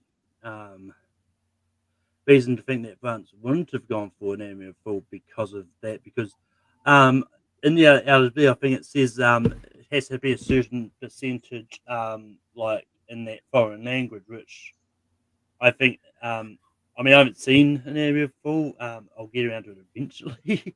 But it's one of those ones that there might be enough like of it in the French language that that they think it would still get nominated. So I mean, it's one of those ones. Like, hindsight is 2020. It's one of those ones, but but it is looking like more and more that Taste of Things is probably going to not translate well into that category. Actually, I think it's in the 5. I'm currently predicted in the 5, but I do think it's borderline. Because I think it has been getting some unfair treatment in sort of like, I understand people's frustrations that they picked it over Anatomy, but I can see some of that sort of costing it because of frustrations about that. Because it's not like the international branch can pick what the international, what the country's going to submit. Yeah. But I currently do predict it getting in. But I would not be surprised if it got snubbed on Oscar nomination morning. Yeah. But moving on, animated film we've talked about a lot. Boy in the Heron, Spider-Verse was the runner-up. Boy in the Heron won. Best documentary, 20 Days of Marigold and Little Richard, I'm Everything were the runners up. Still a Michael J. Fox movie won. Little Richard wasn't on shortlist, but still, and Marigold were. So it's still kind of up there for documentary. Best first feature director, Celine Song was the runner-up for Past Lives. Cord Jefferson won for American Fiction. And then moving on to adapted screenplay, Cord Jefferson was the runner-up for American Fiction. Kelly Freeman Craig won for Are You There, God, It's Me, Margaret, which I think is a nice surprise. And I think if we get a nice surprise in adapted screenplay, I think there's a small chance that it could be Are You There, God, It's Me, Margaret, could be that random nomination that sneaks in. It's the only nomination for that movie. But from what I've heard about the movie, it would be well deserved if it doesn't do it. But then, what are your thoughts about this small chance that Are You There, God, It's Me, Margaret could make it in? Yeah, I mean, at the fifth slot, I don't see this is a bad pick because you figure Oppenheimer, Killers, Poor Things, and American Fiction, and then what do you pick for the 5th spot? You know, I mean, this makes just as much sense as anything else. Judy Blume, classic novel. The movie's a beloved movie within critics groups and a lot of people. It could translate into that sneaking into the 5th spot. I don't know what Gold Derby has it at on their list, but I mean, I wouldn't be opposed to it getting in there. That'd be nice. Well, I mean, I would imagine if it's on Gold Derby, it's probably going to be like one of the 1 in 100 shots or something.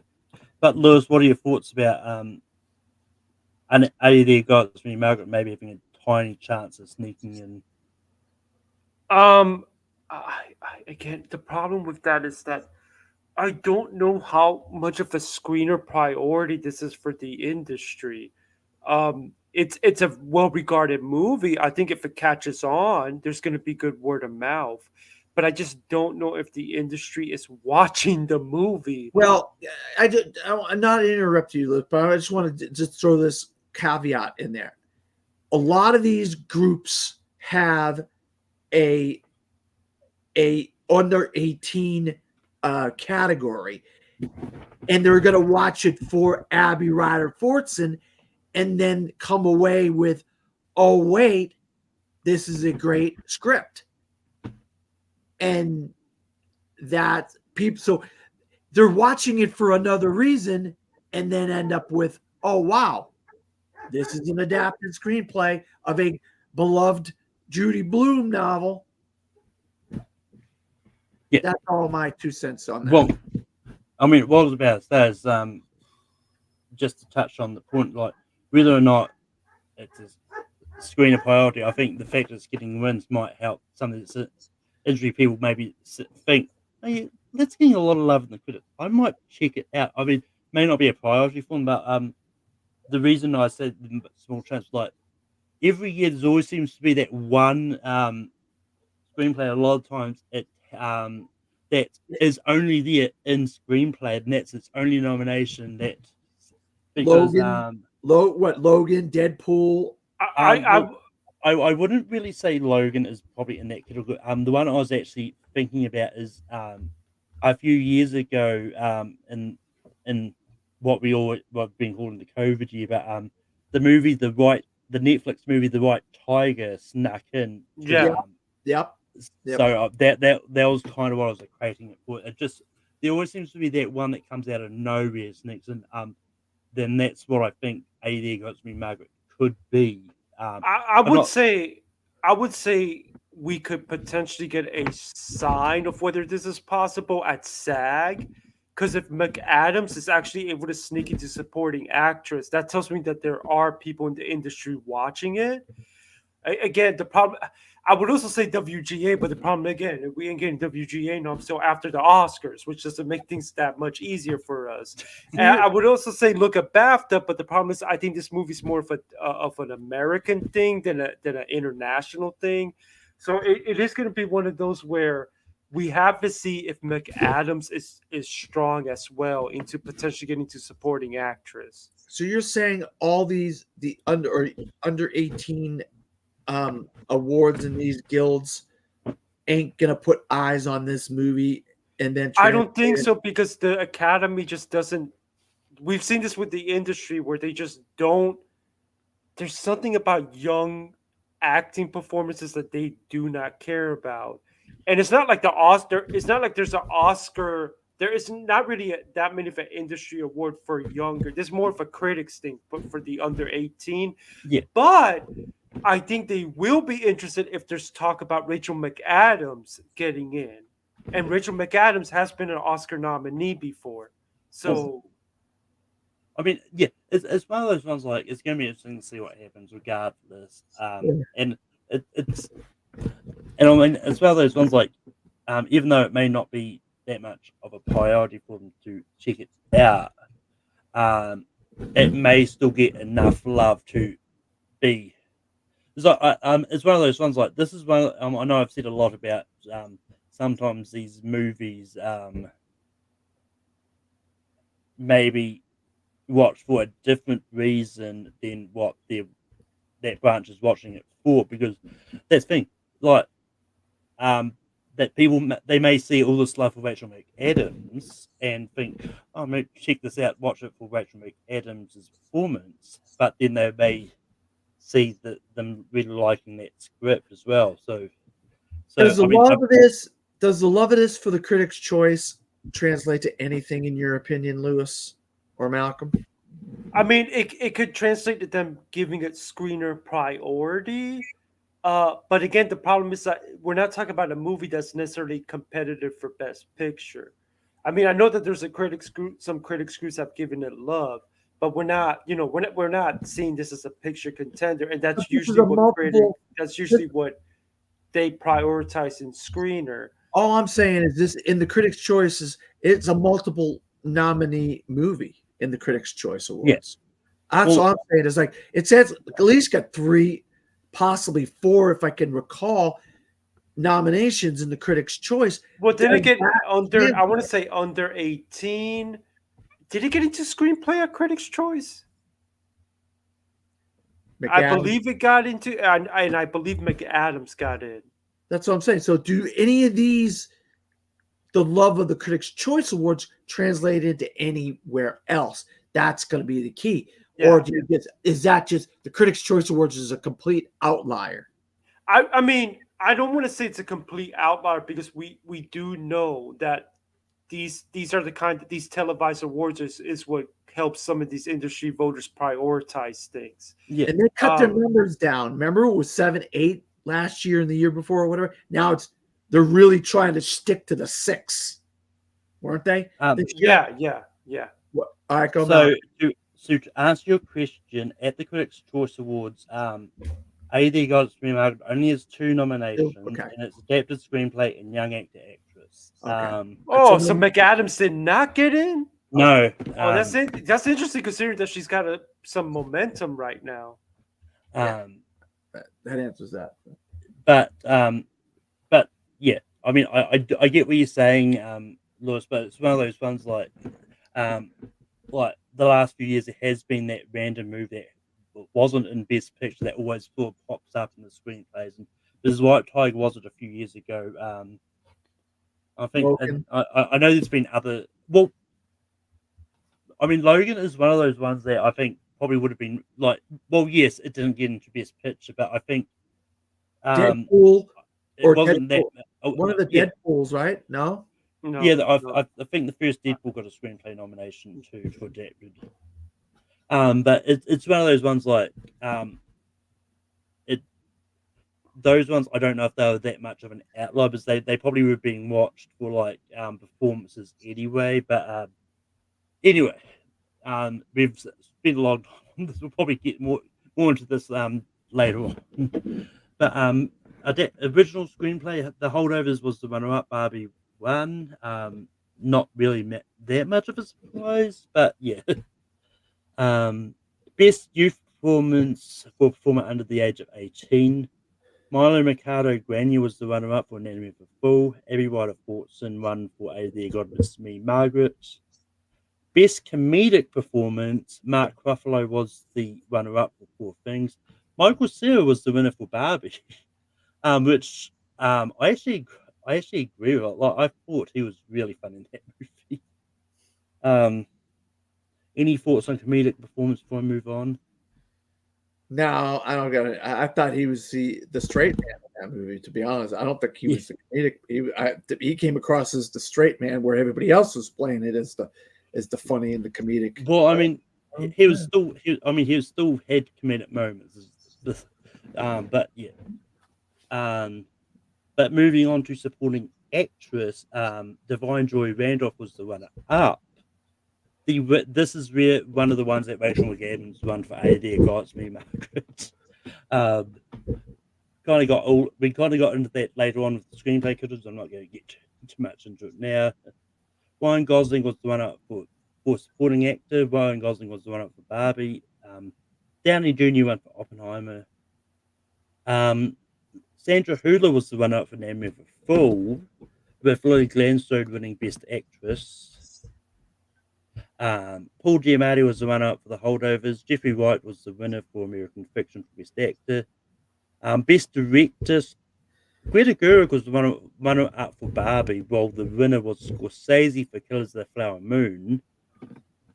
And then at San Diego, Oppenheimer was the runner up. A.D. God is Me, Margaret was the winner for Best Picture here.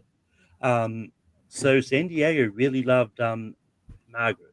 Yeah, they did. Yeah, they did. There must have been. I wonder if there's some kind of a tie to San Diego with that movie somehow. Well, San Diego, I believe, is a pretty small group still, and when you get a small number of critics, you tend to get sometimes these interesting outliers. Yeah. Where's Judy Blume from? Is she from San Diego? No, I'm just.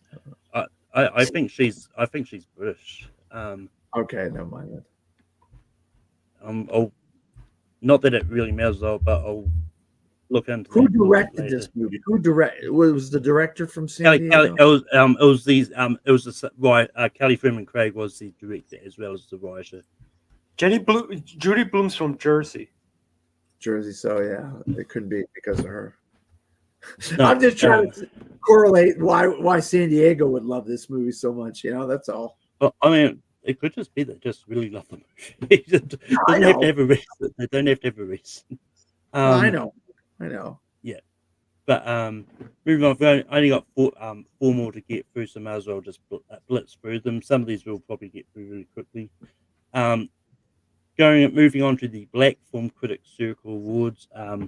The Black Film Critics Signature Awards. The Pioneer Awards went to Lisa Cortez for the Little Richard documentary. The Rising Star / Best Newcomer went to Avi Rockwell for 1001 and Tia No More for Earth Mama. And then special mention went to Coleman Domingo for The Colour Purple and Mustang. But cinematography at the Black Film Critics Association, Richard Robbie Ryan for Poor Things. Dan, any thoughts on Poor Things getting cinematography here? No, I mean the cinematography is great, but it's just kind of surprising that some other things didn't win.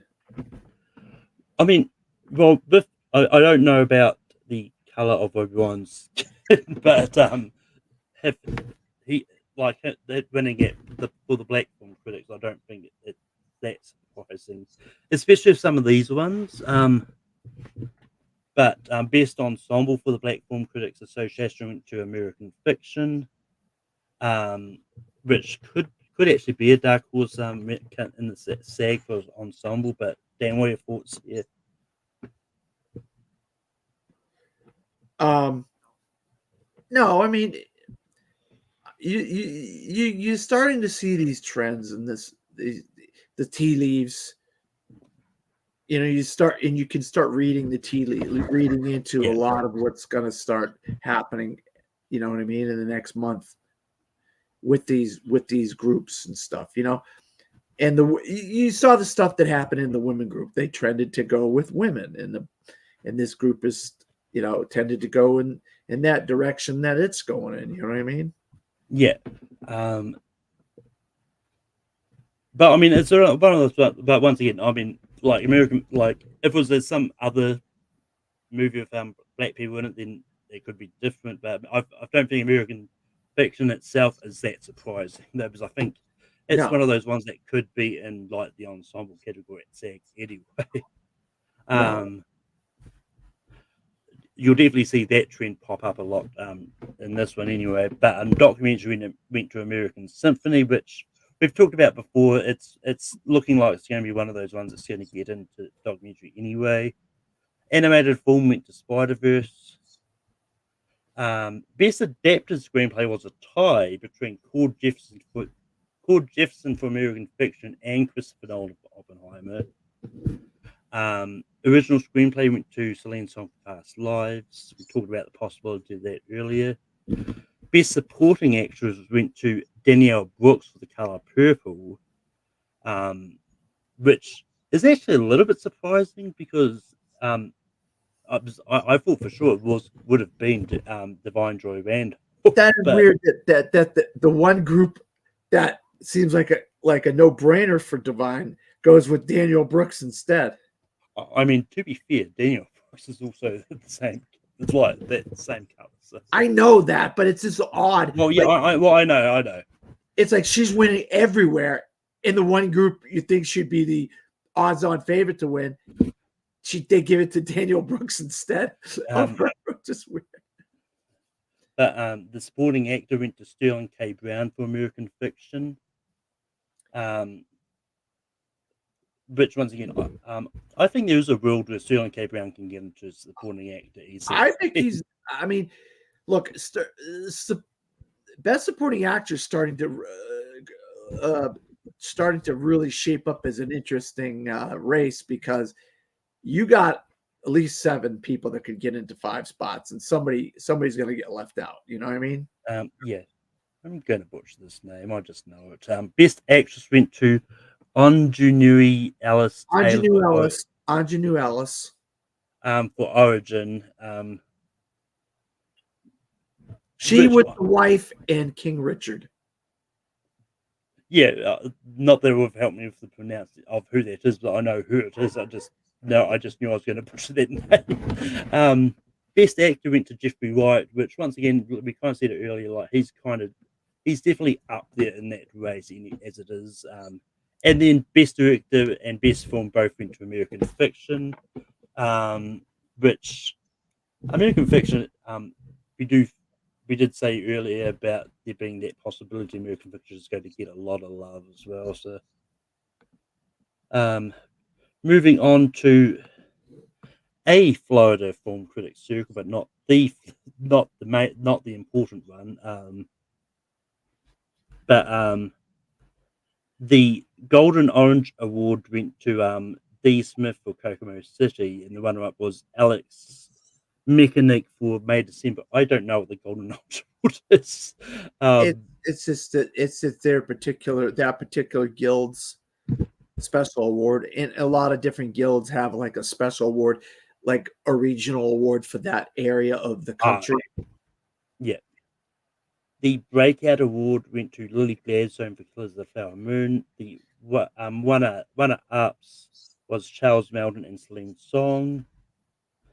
The best first film went to Celine Song, Past Lives. The runner-up was A.V. Rockworth for 2001. Best animated film went to The Boy and the Heron, which is, as we've said it before, best international film went to Anatomy of a Fall. Runner-up was Zone of Interest. Best documentary went to Minju Placer Les Troisigos. Minutes Plus, that's the 4-hour documentary. Yeah, I know what it is. Oh, I just don't speak French. The runner-up was of The Eternal Memory. I thought there was a nice win there. I don't think it was on the short list. Minutes Plus, I think it is on the short list. Maybe it's not. Maybe. I don't remember it if it was, but anyway. Best score went to Joe Hisashi for The Boy and the Heron. The runner-up was Ludwig Göransson. But I mean, Joe Hisashi winning for best score here. Actually, it's not that surprising because I'm pretty sure this is the one that Lewis was referencing that had Boy and the Heron as the best film. But they love it. They love it. They love it. Are we talking Florida Film Critics? Oh, Florida. Yeah. The less important of the Florida ones. No, I mean, they wouldn't say that. They wouldn't say that, would they? Would they, Lewis? They would say they're more important than us. But it's interesting because I do think there is a rule where Joe Hisashi can make it into best score at the Oscars, because he was on that short list for scores. So yeah, he was. So it's one of those ones that it could be an interesting. And Globe, and there's a Globe for him, right? Yeah. So Lewis, what are your thoughts about Joe Hisashi maybe making best score? Which one are we talking about? Boy and the Heron composer got getting to, well, he did get into the short list for score. I don't think it's gonna happen though. I think it's a little bit too much of a long shot. It's kind of I see Spider Verse and even Elemental getting in before for this. But it So did get the Globe nomination. it did, but if you're right about the Ghost being much more of an international thing, I don't know if the international voters are going to be able to get this into score. Well, no, I mean it's one of those ones like because it's definitely going to be the interesting thing because I think if either Zone of Interest or Boy and the Heron win score at the Globes, because both of them were nominated, I think that's going to put it in a good position to maybe get in for score at the Oscars. So. Agreed. But I don't know. It just feels too. That would be so criticky. Like, and the Academy has its limits on how critical, leading they are. Yeah, no, I mean, I get what you're saying. Best art direction / production. The runner-up was Poor Things. The winner was Asteroid City. We talked a lot about Asteroid City already, but that's definitely helping keeping it in the people's eyes anyway. Visual effects. The runner-up was The Creator and Oppenheimer, and the winner was Godzilla -1. We talked about the possibility of that earlier. Best cinematography, the runner-up was Oppenheimer. Now, is it Dan or John Lotson? Because they've got John Lotson as the cinematography for John Wick Chapter 4. That's right. It's Dan. Yeah, it's Dan Lotson. Yeah. I saw it like, hang on. I'm sure Dan said his first name was Dan, but anyway, John Wick Chapter 4 got cinematography. Awesome. Which, yeah, I think there's still that slight possibility it can get nominated at the Oscars. I don't think it's that far of a long shot. I don't think it's impossible, but it does feel more of a long shot than it did a couple months ago. Oh yeah, no, I totally get that.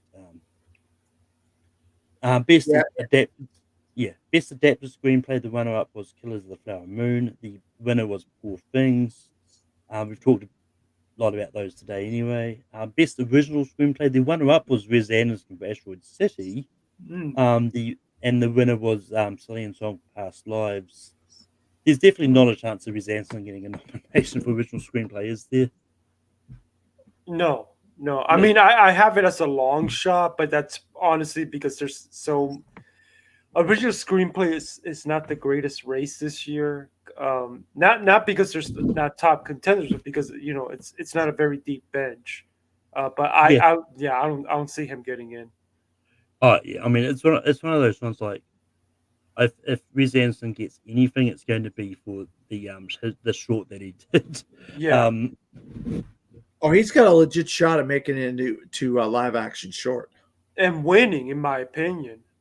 Yeah. The only one is Almodovar, and that Almodovar could steal that.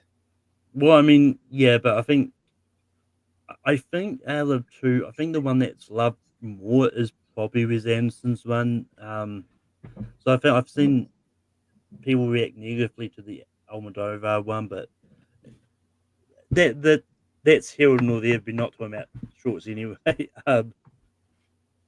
Best director went to Todd Haynes for May December, with the runner-up being Christopher Nolan for Oppenheimer.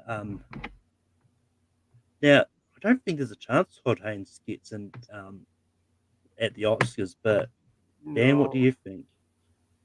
Yeah, I mean, look, there's a lot of love right now with the specific like demographic of people for May, December, but I don't think that's going to translate to a nomination for Todd Haynes. No, the only way I can buy that is if BAFTA goes big for May, December, because I've been saying it over and over again. I feel like that's May, December's like the kind of movie the international crowd can get behind, because they tend to be into that. They're a little more highbrow. They're a little more into what critics are into. But unless that doesn't happen, where the international crowd really pushes it, I don't see May December being anything past maybe a screenplay, Melton, and then a question of whether Portman or Moore can get in.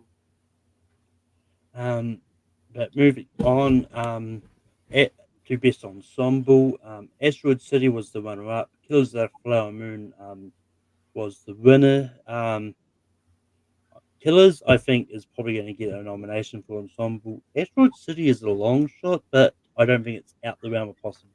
I don't think it's too out the realm of possibility. I think if it wants to stay in the conversation for other categories, I think it needs to at least get some nominations somewhere on the industry side of things. But I want to say Killers is going to get the ensemble, but I also feel like that's one of those that I wouldn't be totally shocked if it got snubbed. Yeah, because look, I mean, let's do the math here, okay? I mean, let's real quick here. Let's go. Okay, Oppenheimer, Barbie, Color Purple, like American Fiction, and maybe there's always like a small cast, like a holdovers type of, or you could get like a Poor Things. So that's 5. That's 6 right there. So where does Killers of the Flower Moon fit in there? You know, but hey, what do I know? Well, I mean, if it gets in, I wouldn't be surprised. I mean, but it just feels like that one that doesn't quite get in there because the love isn't just quite strong enough compared to something like Oppenheimer. Yeah, no, I'm just quickly looking up to see if there's any correlation with SAG and loving Wes Anderson. Well, did Grand Budapest Hotel get in for ensemble? Well, I know French Dispatch didn't. That wasn't gonna. I haven't got up to the Budapest one. What year was Budapest? Grand Budapest Hotel was nominated. Did Moonrise Kingdom get in? That's 2012. No, Moonrise Kingdom wasn't nominated. Okay, so it feels like that for him to get in, he needs to have like. No. Well, I haven't quite got up to that. I mean, unless Malcolm finds something else, I feel like to get in, he needs to have like a top tier picture contender like Grand Budapest was. That's what it's looking like. Because I've gone back to sort of about the time we had his first movie. His only nomination in ensemble was Budapest. So yeah. But that being said, once again, strange things have happened. But moving on to supporting actor, Robert Downey Jr. was the runner from Oppenheimer. Charles Melton made December 1.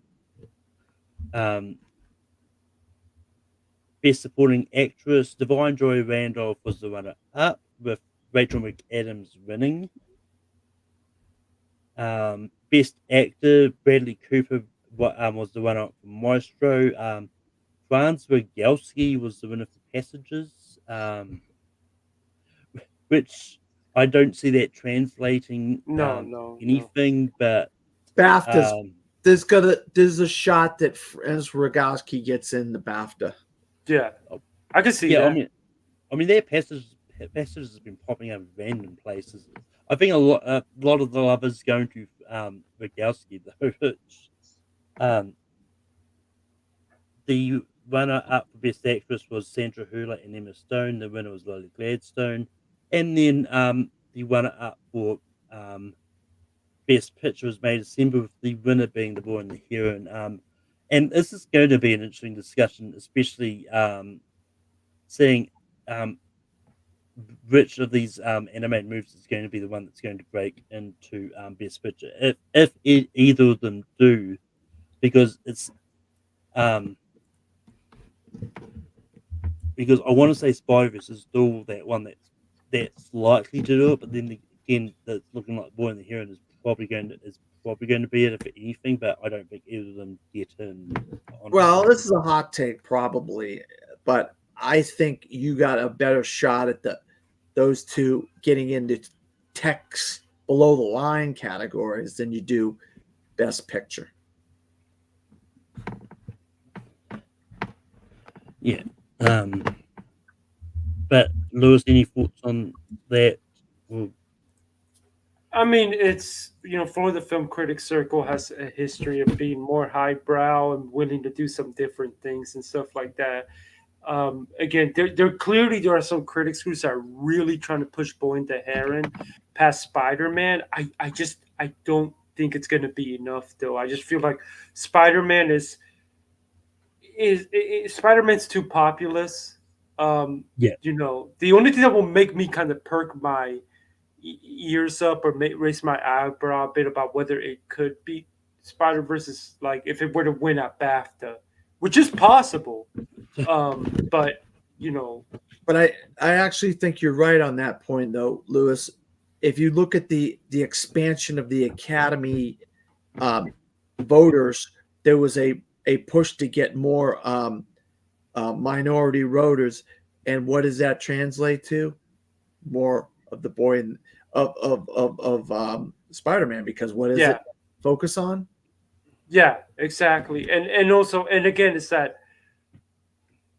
everybody's voting on this, and I can see there being a good chunk of voters that never even got to Boy and the Heron. They just watch whatever they take their kids to go out and see at the theater. Yeah, I mean, and I have a close friend of mine who will not be named, who is in the Florida Film Critics Circle, who was messaging me when my personal top 10 lists came out, and was giving me crap about my number one and number two, and I saw that he was pushing Boy and the Heron. So that's just one of the people that I know that are in the guild. But so I knew it was a big thing with them, and so that being said, but moving on, we can breeze through Nevada because it's pretty much a lot of what we've already talked about today. Best visual effects was The Creator. Cinematography was Oppenheimer. Production design was Barbie.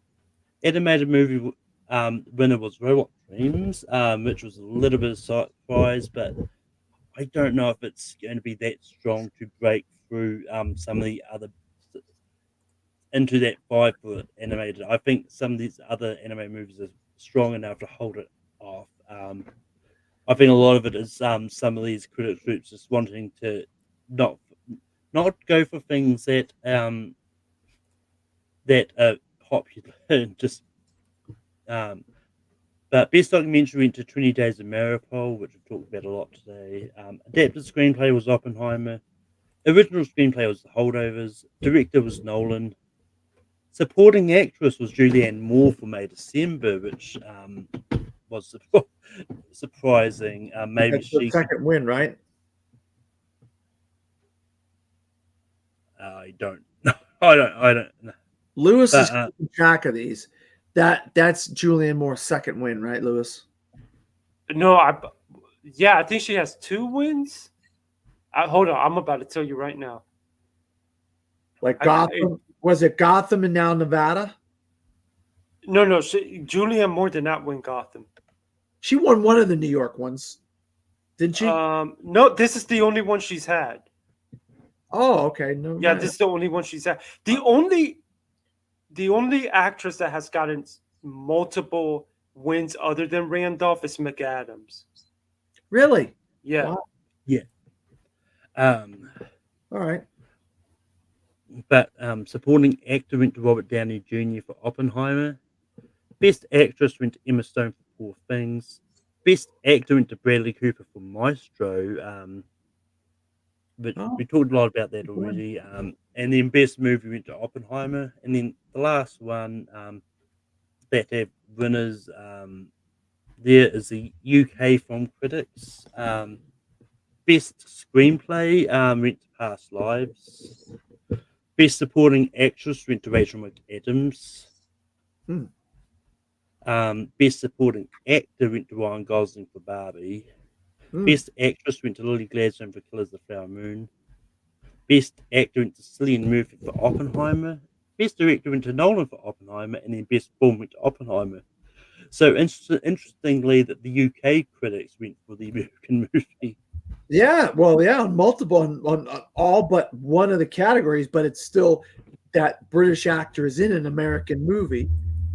Yeah, and they went kind of straightforward to American the whole way, which is really interesting. But yeah, we've still got a whole bunch of critics groups that have nominations. I'm not going to go through those. I'll just go through them once the winners get announced. Otherwise, we'll be here for longer than the taste of things, which we're getting close to now. But this already longer than the taste of things. Minutes Taste plus. of Things was We're over at 4 minutes hours. plus level now, Malcolm. Oh yeah, yes we are. But anyway, Dan, where can people find you online? You can find me under my name, Dan Skip Out, on X, Threads, Blue Sky, Facebook, Letterboxd, or any variation of DP Skip Out from the Fourth Row. Any of that on all of those. Also, I'm a film critic in Orlando, Florida, and my website is right there, from thefourthrow.com. Also, am a contributing writer to disappointmentmedia.com. And I did record the very last episode, and of the 5, it was the only live episode of My Life, My Love, 50 Years in Film. I know the thumbnail, don't comment on it. The thumbnail was given to me wrong, and I didn't look at it properly and posted the wrong thumbnail. But I did get a new thumbnail, and I did post it on both my website and on YouTube. So the proper thumbnail is in there. But it was a very good episode with myself and Sean discussing 2014 to current day. And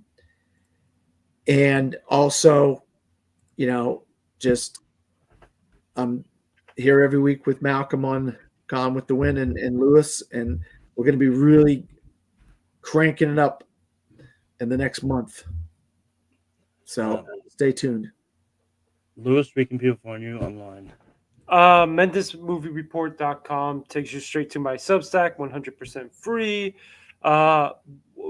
Rated movie reviews every now and then, Oscar projections, links to anything that I do, this podcast, some interviews I've done for other media. I want to do some more classic movie lists. And on Facebook, Instagram, Threads, Twitter /X, Letterboxd, Mendes Movie RPT, and that's where you can find me. And yeah, you can find me every week on Tape for Productions. Rankin returns this Saturday with the top 12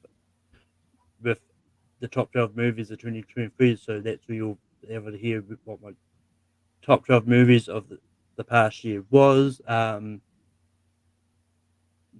also follow me host Gone with the Wind. Next week we'll be on the Wednesday for this time because Dan's got a few screenings early on the week on the Monday and Tuesday, and we'll definitely be talking about the Golden Globe Awards. We'll definitely be talking, depending on what time they come out, we'll definitely be talking about the SAG nominations because the SAG nominations happen on that day. And then we'll have a whole bunch of other guild things like the makeup artists, costumes. We may not have time to get to any critics groups next week because there's a lot of guilds dropping next week. So yeah, there's a lot of them. But with that is the end of this for this week. And yeah, you can see you again next week. Enjoy movies. He's looking at you, kids. I wish I knew how to quit you.